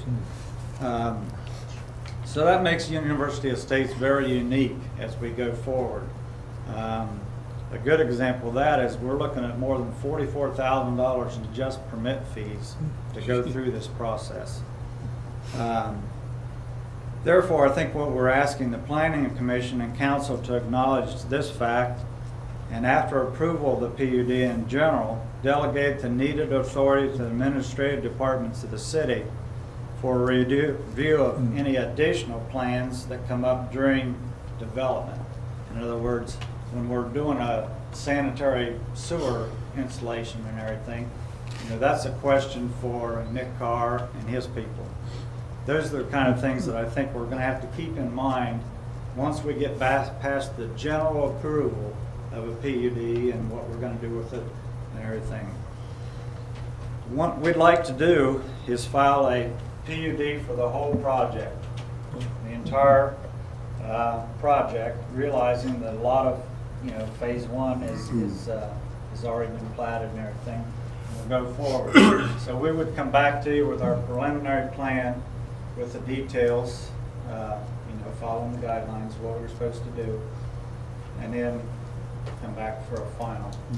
I think that's because of where we're at and the need to move forward, I think that's the easiest and best way for us to do it. And that's the reason that I stated in the paragraph before, that some of these areas, if we would make this back into single family instead of multifamily, that's something I think we should be able to handle as a change that it is administrative. Now, if we're going to make this I don't know, a manufacturing zone or something, I understand that's totally out of the realm of what we're doing. Well, what if you turn some of the single family into multi? Well, I think that would be, in your opinion, and we would probably have to go along with you, that would be a major deviation, just because of the approval process, and it's not the same. And I think, as I've told you before, just for University of State's protection, I've always said that if you're going to plat the whole thing, find out what that triggers at the county auditor's office from a standpoint of valuation for tax purposes. Right. Because technically, if it's platted, it usually, or PUD'd in this case, which in essence is an overlay zone, is it going to change the value? Because if this is something you're going to do, say probably in your plan 5 years from now, if it's going to increase the value 100% of the property, you may or may not want to, that may be too much of a cost to you to do. Right. And that's all as a cautionary if we go that way. I understand in phase one, you've got 3 PUD type, or 3 different developments. One's a gated community, one's not gated, but they're different sides of the road. But you got at the top there, you've got, was it High Point Village? Village, And then another one you've got, Grand Vista. right? And is that gated? Yeah, this one will be a gated. That's what I thought. And then you got another one that's already still in the, that's a combination of what? Apartments. Right, but is it lots 3, or is it all one lot, or is it a couple It's 2 lots? lots. That's I thought it was 4 2. and lot 5. 4 and 5, yeah, that's what I thought. Because see, when I look at this, the way it was done versus there, I can already see that at least, maybe, is this lot 7 right here, or is this an extension of lot? That's, to me, this is an extension of lot 13. That's 13. Right, so when I see that and where the villas, I see 2 villas on the right-hand side, just as after you come in, the other side. And where are that, but I see the road being right up against lot 13, which is green space.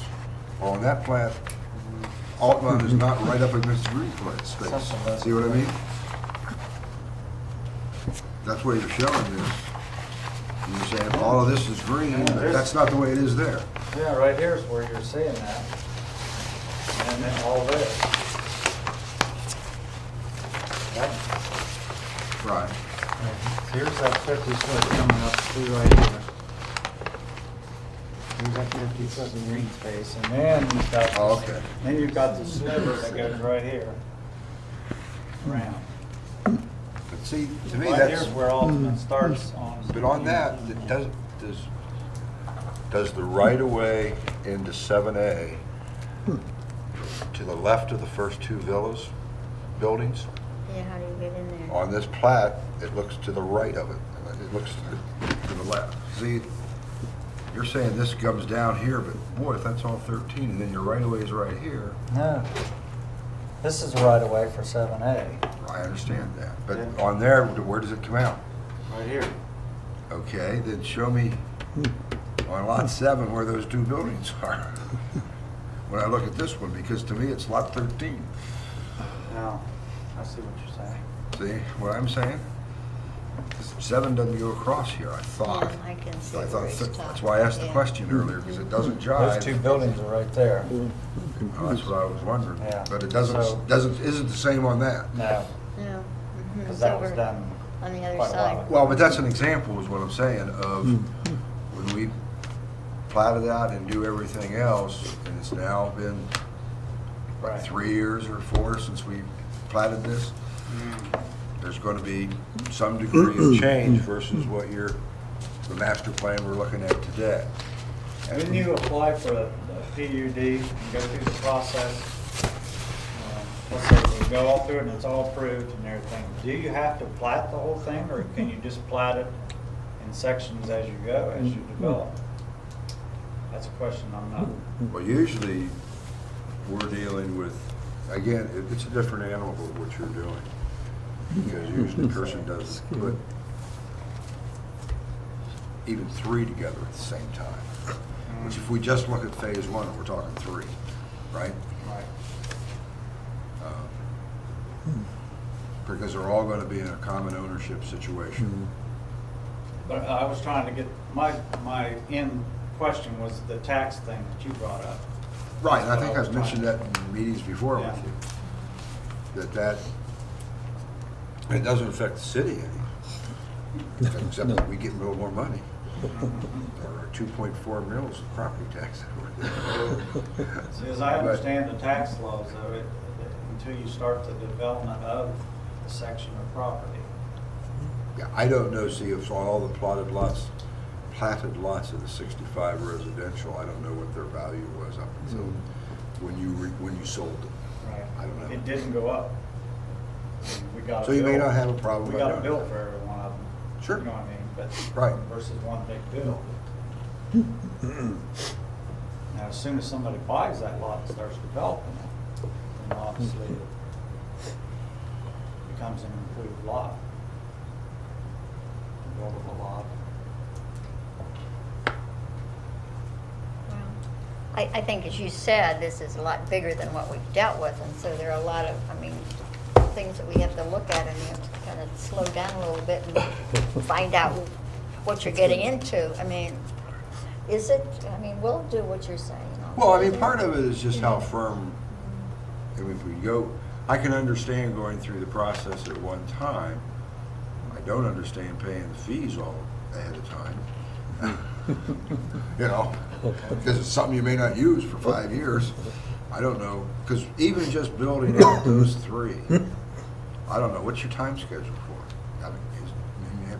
It's usually as you sell them or find occupants, right? You then move on to the next one at that point in time. So you can't commit to a timeline to us, but overall, because you've obviously got a fair chunk of change just with roadways and everything else, and this is where you're starting to get reimbursed for those costs. Right. You gotta have some schedule, but if the plan right now is to first build everything in phase 1, and the golf course,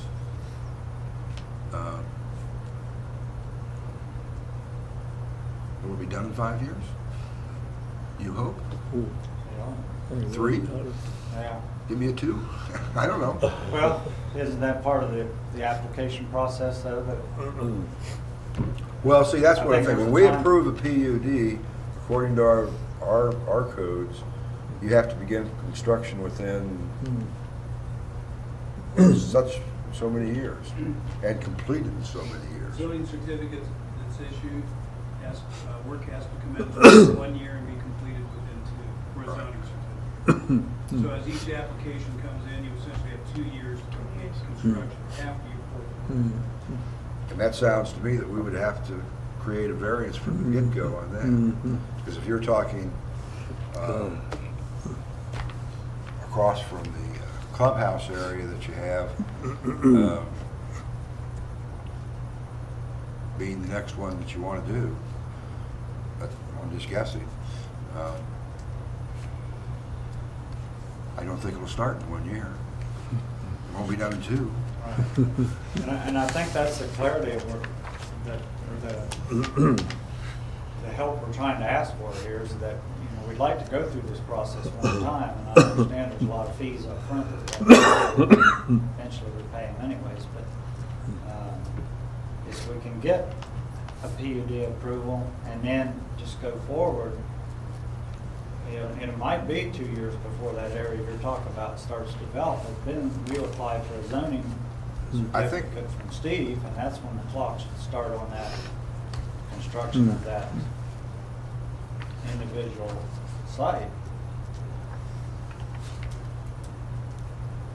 Well, I think that the preliminary plan for all of them is relatively simple, because it's a concept, and that's what you're presenting, and that's all we're approving is a concept, right? But I don't think you want to go through all of the engineering work of, give me your stormwater calculations on any lot that's over 5 acres. That's an expense above and beyond, filing fees with us. But I don't know how, unless we know kind of how you're dealing with the stormwater issues, because some of these things may be owned at some time by different companies, right? So the combination of lot 5 and 4 might be all in one company's ownership. Does it impact anything on lot 2? It's how we consider it. I mean, I'm assuming 4 and 5 will never get, 4 will get sold to somebody else and 5 to somebody else. But technically you could, because they're different lots of records. So how do we want to look at it from an engineering standpoint and a review of storm drains, just for an example? There's tough questions there. I would think that that would be fall on our shoulders to come up with a plan on what we think we're going to put there and submit a plan. If that plan is significantly different, when we submit it to Steve, that will set up a red flag that says, hey, you said water run this way and it's run that way, whatever. Well, you're going to massage, you're going to be doing some grading to the soil. It's going to impact how you're doing things. And I know that it's an 825 acre or so development, but if I'm looking down the road and you're going to have potentially, I don't know how many separate different property owners. And it doesn't really matter on the residential lots because they're not of a size that requires a whole lot of stormwater damage or retention and all that. It's your bigger parcels that have some of those requirements under our codes. Because just lot 7, plus the right of way is 13 acres. But lot 5 at 4 acres would go through a different process because it's under 5 acres. Since you're combining it with lot 4 at 10.8, and it's all going to be one project, then all of a sudden, okay, that's included. How much is phase 2? All the rest of it, or just the part in the center? We really haven't, my guess is we'd probably come this way and out here a little bit for phase 2, and then phase 3 would be the final leg of single family. Well, I don't know quite how we should proceed, but I don't want to do the whole thing at one fell swoop. I don't think would be good for the community or you, because that's a big project there and it could change in so many ways. I mean, you might get to buy a truck, and I'm serious. Anything could happen, and I'm not sure that we should, you or the city should tie themselves into some of this as approving that whole thing as one PUD. I would much rather see you go at it a phase at a time. So, I mean, that's just my personal opinion. So, you asked for Well, I can see an instruction, overall preliminary plan approval of it, and I think that's appropriate, because all of the sales and all of the, in essence, anticipation by the people you're selling lots and new apartments and condos and everything too, is based on an overall plan of all phases, 800 acres. So if there's at least a preliminary plan approval, you got everybody's got something to say, yes, that is what we want to see over here. Now, the detail work of how to get there will vary and be changing at different times. So then, But I think you're fairly you're under construction on one of these. So obviously, we need to go get that one done as quickly as possible. For that part, yeah. You know. But the other two, I don't know when you plan to start. So if I read you right there, Mayor, you just said an overall, come back for an overall preliminary plan, and then take a look at things as what is the tax implications of an overall PUD. And you're telling me you don't think it's there, so that's okay. Well, it's a valid point, I mean, I Right. can get that right. Well, I have sometimes heard subdivision owners or whatever say, well, it didn't have to cost me anything when I just came into you and platted it. But as soon as I built the road by all those houses, or all those vacant lots, they changed the value. Well, we would be doing that inching our way along. and we're Right. not gonna go.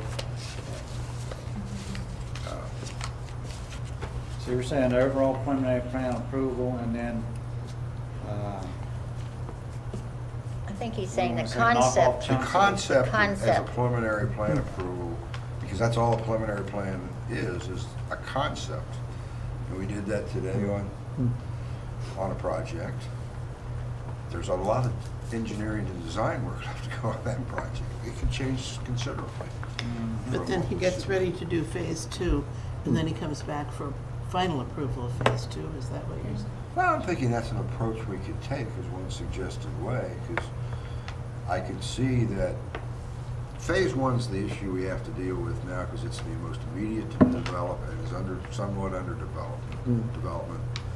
Can we consider that as an overall, with each section, whether you run this 3 cases at the same time, or either way you do it? I mean, they're linked, and what I think that the developer is asking for is, rather than to be pinned down that I'm going to have 23 buildings in this particular development, is never objected if they built less, because that's an economic thing. But we did have a case a number of years ago in Mill Iron where they built them all. They said, well, gee, I just got another little acre over here, it sold so well, we could do another one. We considered that, I think, a major revision and made it go through the whole process. That's what they don't want, in essence, because just to do that 1 extra building or 2 extra buildings, it's going to take a long time. But they're asking for a lot more than 1 or 2, actually. That's Well, a big batch of stuff yes, it there. is. I mean, Yes, it that's is. not like putting But one from the little building. standpoint of where a water line goes, where a sewer line goes, that's all gets handled administratively. We've never objected Yeah. that, I thought the footprint was going to be here, but my soil test borings, I moved it 2 feet over here. We've never done anything on those. That's all administrative. We've only really looked at it as it's additional buildings. Well, boy, you said this was going to be 3 stories, and all of a sudden it's 4 because the back hillside goes off and whoops, it's 4 more apartments down through there. That one happened on, what was College Park? I remember. Oh, it's so good. You know, is that, we made them go back and get a variance because they were, how do you, deal and handle those kinds of situations? I think kind of in the broad sense of that's what we were thinking, is we come in with a total project PUD, Well, giving you what we're gonna do, and if we, in the past, what we've always said is, if you increase the number of buildings, because that has an impact on the density and all the other things, or if it's something you do that would require a variance from our code, or if we'd known about that at the initial submission, we require you to go back and do it. Outside of that, we pretty well don't require them to come back through the planning commission or council, because almost everything is still conceptually within the plan. Because if you build it 2 feet there or 3 feet there, or if you build it less high, then what you said, you were going to do a 3-story, but you decide, oh, I think 2-story would be good in that. It doesn't trigger anything. It's a lesser standard and a lesser intensity of use. Those are always acceptable. It's when you go a higher use, either in, because the whole PUD residential gets triggered by numbers of buildings. And that's why that's always triggered. And the other that we've triggered is, well, that would have required a variance from the commission and from council at the beginning, and therefore we go back. But a lot of the other concerns, I don't see them as problematic, and I see them as administrative. What are we doing here? What is our, this is just a discussion, right, is how we should proceed. Right. Just, Well, no matter how you proceed on the log, I think that I would advise you to proceed on the one you got under construction First. okay. because you may run into problems with it because it's not platted, and I don't know how the financial institutions are going to look at your buyers and say, that's a good loan or not. That's where my worry is. You run a lot of risk just from the standpoint, although it's a fairly simple design and everything else, but you know, you have some degree of risk that are we going to change something or we're going to run into something that's bad. But I don't think that's a real high one, but that's your risk, and you have to understand you're running it. I don't know where you are, other than what I see there, as to the other two that are in phase one. I mean, This you will have be the to, next one here. and you kind of have to look at a PUD application and saying, okay, if I have to fill everything out on here, what is it going to cost me engineering-wise, time-wise, and anything else to be able to take that all the way through a PUD? And then you have to make your decision. Because I think the extensions and those things are fairly minor, and especially if concurrently we're running at the initial stage. This is a preliminary concept that gets approved, so everybody knows kind of the basic ground rules. And just leave it at that, drop it at that point. And then come back here and take them off as. Yeah, because most of these, if you're in the middle of a project, I mean, you're consumed with that one project right now, right? I mean, your staff's not that big, is it? So you're gonna move on to the next one, other than the conceptual things. At some point, when you get to some magic percentage of done on the other, or you've got market pressure of people saying, well, I don't like that, but I really do like that over there. Can you start building the first building a bit? Because I'd like to buy one. Right? But if we have preliminary approval on all of them, you're already starting faster. You've gained time.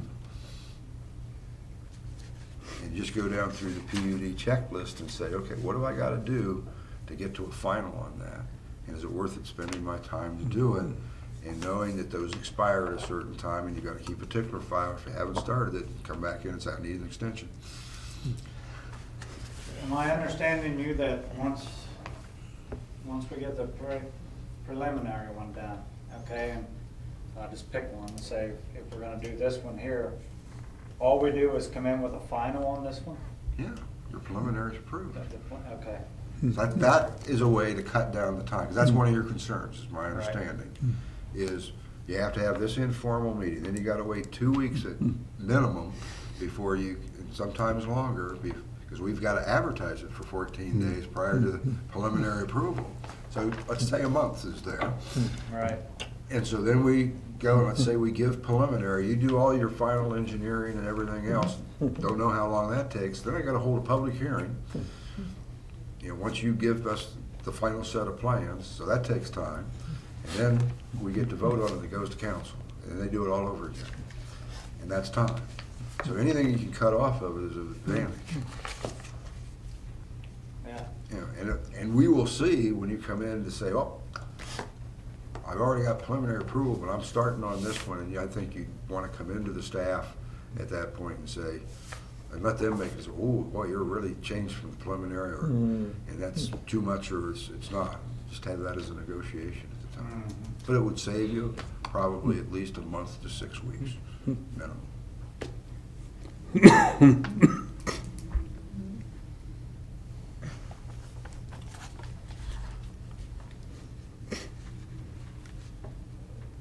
Any questions, Pat? Okay. No, I'm not. He's asleep. On High Point, the condominiums, then basically, would it make sense then for him to come in with the preliminary for the whole phase one? Because he's got to move pretty quickly on the condominiums. Well, and that was the You do one it that's separately. totally designed, right? Yeah. You can submit the plans 2 months ago, probably, you were far enough along. So, boom, we can advertise that and get that moving. And if you have the designs for the next section done, you could do that at the same time. Well, the city has the plans for the High Point. Because that was all when we did the PTIs and stuff, so that those are floating around here somewhere. I don't know whether Nick has those or what. I don't know what was on it, Yeah. so. We've got a set of drawings. I built the footprints, I Yeah. thought, for a PTI, but that's Yeah. all it has. Yeah. So you need to do all the paperwork for this submission, Yeah. start the process. Right, it's just going in, filing the application, and starting that process. Or, yep, Steve. Okay, get going. I just want to make sure I understand what's happening. That's a good idea. Since I'm supposed to be the one making the decision, if there are any modifications from the preliminary approval. What I'm getting from this right now is at the next meeting, after it's properly notified in the newspaper 14 days in advance, that the Planning Commission will essentially be considering 2 preliminary applications for PUDs. One preliminary application for 800-plus acres. Well, sections of 800-plus acres. Well, It wouldn't be a preliminary PUD where they're planning R1 or B lots. That would only be multi-lots on one, multi-buildings on one lot. right. What I'm Right. getting to is, they had originally requested that the whole project be considered as a planned unit development. Now, Oh, okay. and I thought what the discussion was there were some sections then that could get preliminary approval. Now, although I've not discussed this possibly with you, Mayor Ray, or with Lance, I know I was thinking about it with Lance, a residential subdivision is not a PUD. Right. It's a major subdivision, so it doesn't need to be included, although they seem to be requesting that for, if this whole thing is a PUD, they just said that 80% of it is single-family residential, which will be, in my opinion, reviewed, picked off, let's say, as individual major subdivisions, not a planned unit development. Right. So it's just, if they do have a overall concept plan approval, preliminary approval, and they don't go to final on anything, as the mayor said, they're at least that far ahead. All right? So obviously, and as was mentioned too, the first thing I need to know about is High Point Village right here. Right. There are 4 buildings currently under construction. And I can't issue any permits on them. Right. Because it's not been approved as a PUD. I can't, if it was a single-family home, on the single-family homes, now that the bond is in place, my understanding is that the road bond was reinstituted last Friday, so I can start issuing permits now for single-family homes. That was already reviewed as a major subdivision. High Point Village is a little different animal. And another reason, as the mayor, I think, mentioned too, it's a little different, is it has a public street through the middle of it. Normally, planned unit developments have private streets, private sewer lines, and we maintain the water lines only to the fire hydrant. So it is a little different. But still, I cannot issue permits on individual buildings when there are multiple buildings on a lot. That's the first part. from my perspective, that I need to deal with until this whole process, at least on High Point Village, is finalized, and that means a final ordinance from City Council. I can't issue any permits. That's right. So then I guess there's also the possibility of saying, you know what, I want preliminary approval for 3 different PUDs, or just this one section. Because that list of things you have to provide for preliminary approval is not, there's really not that much to it. As the mayor mentioned, the problem comes in final approval, because there's a section in there that says engineering feasibility studies as necessary, and I would add in there as required by the Planning Commission, and then you just have a laundry list of things. Stormwater detention, water lines, street construction, landscaping approval, Disabilities Commission approval. I mean, to get a final, that's a lot more effort. But as you mentioned, this preliminary approval, you know, for the whole thing, or any of these phases that might be illustrated, would save them at least a month, month and a half, 2 months.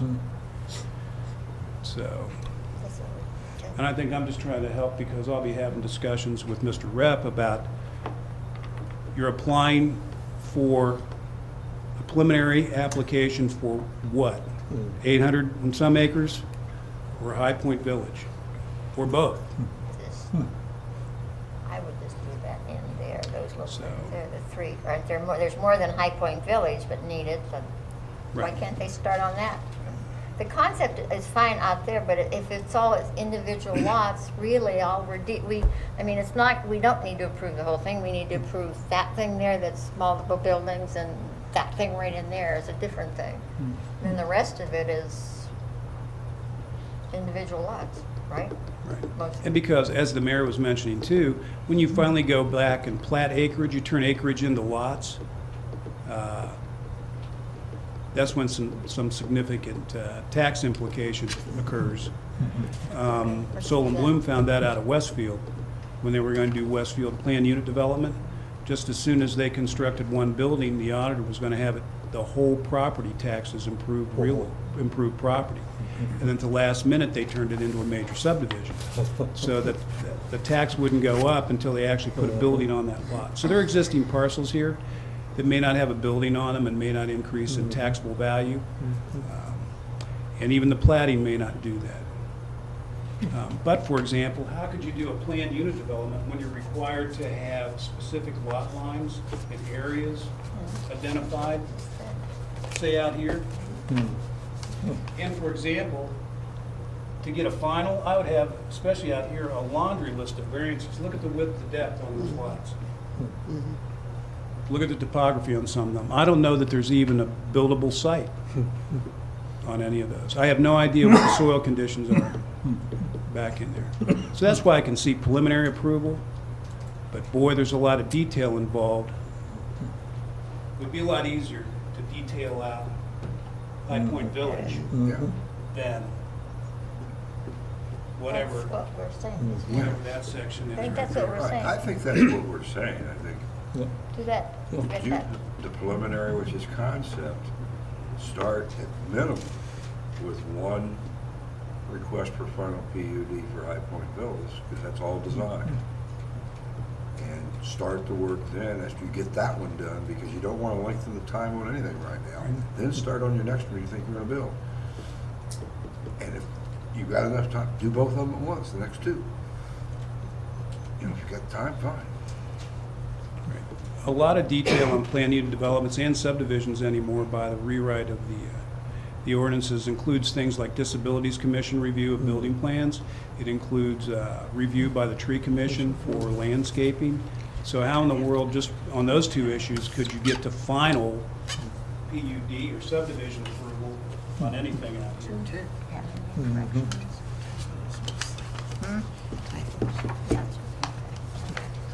Okay, yeah, Peg has to leave because it's getting a little bit late, but do you have it straightened out what's Well, I going to know that go in here? I know that I'll at least get a preliminary application for High High Point, Point. possibly High Point and the entire area, just as a concept. Okay. We don't have any communications. The next meeting is scheduled for September 21st. Gonna miss that. He's going to miss it. Nobody wants to say anything, do they? It's a time for people to make their comments. 1 hour. I don't think. Okay, and we have 2 sets of minutes, July 20th and August 10th, and Peg has given me some, she's found some typos. And there's a name on this August 10th, it's Sally, it's Zadek or something like that, I'm not sure. It's not I think it's Zadek, Z-A-D-E, something. I'm pretty I sure. have no idea. Well, I'll find it, but that's not her name. Okay, well, it was written on the sheet and I couldn't read it. Well, I know, properly. but I think, that's not quite right. I know what her name is, and I'll think of it when my Okay. brain starts working again. I need a motion to approve these as correct, with the corrections that they're just typing. So moved. Second? Who's going to second? I wasn't at the one meeting. Well, who can second the one? July Ray 20th. probably wasn't at one. And I wasn't at the other one. Okay, wait a minute, okay.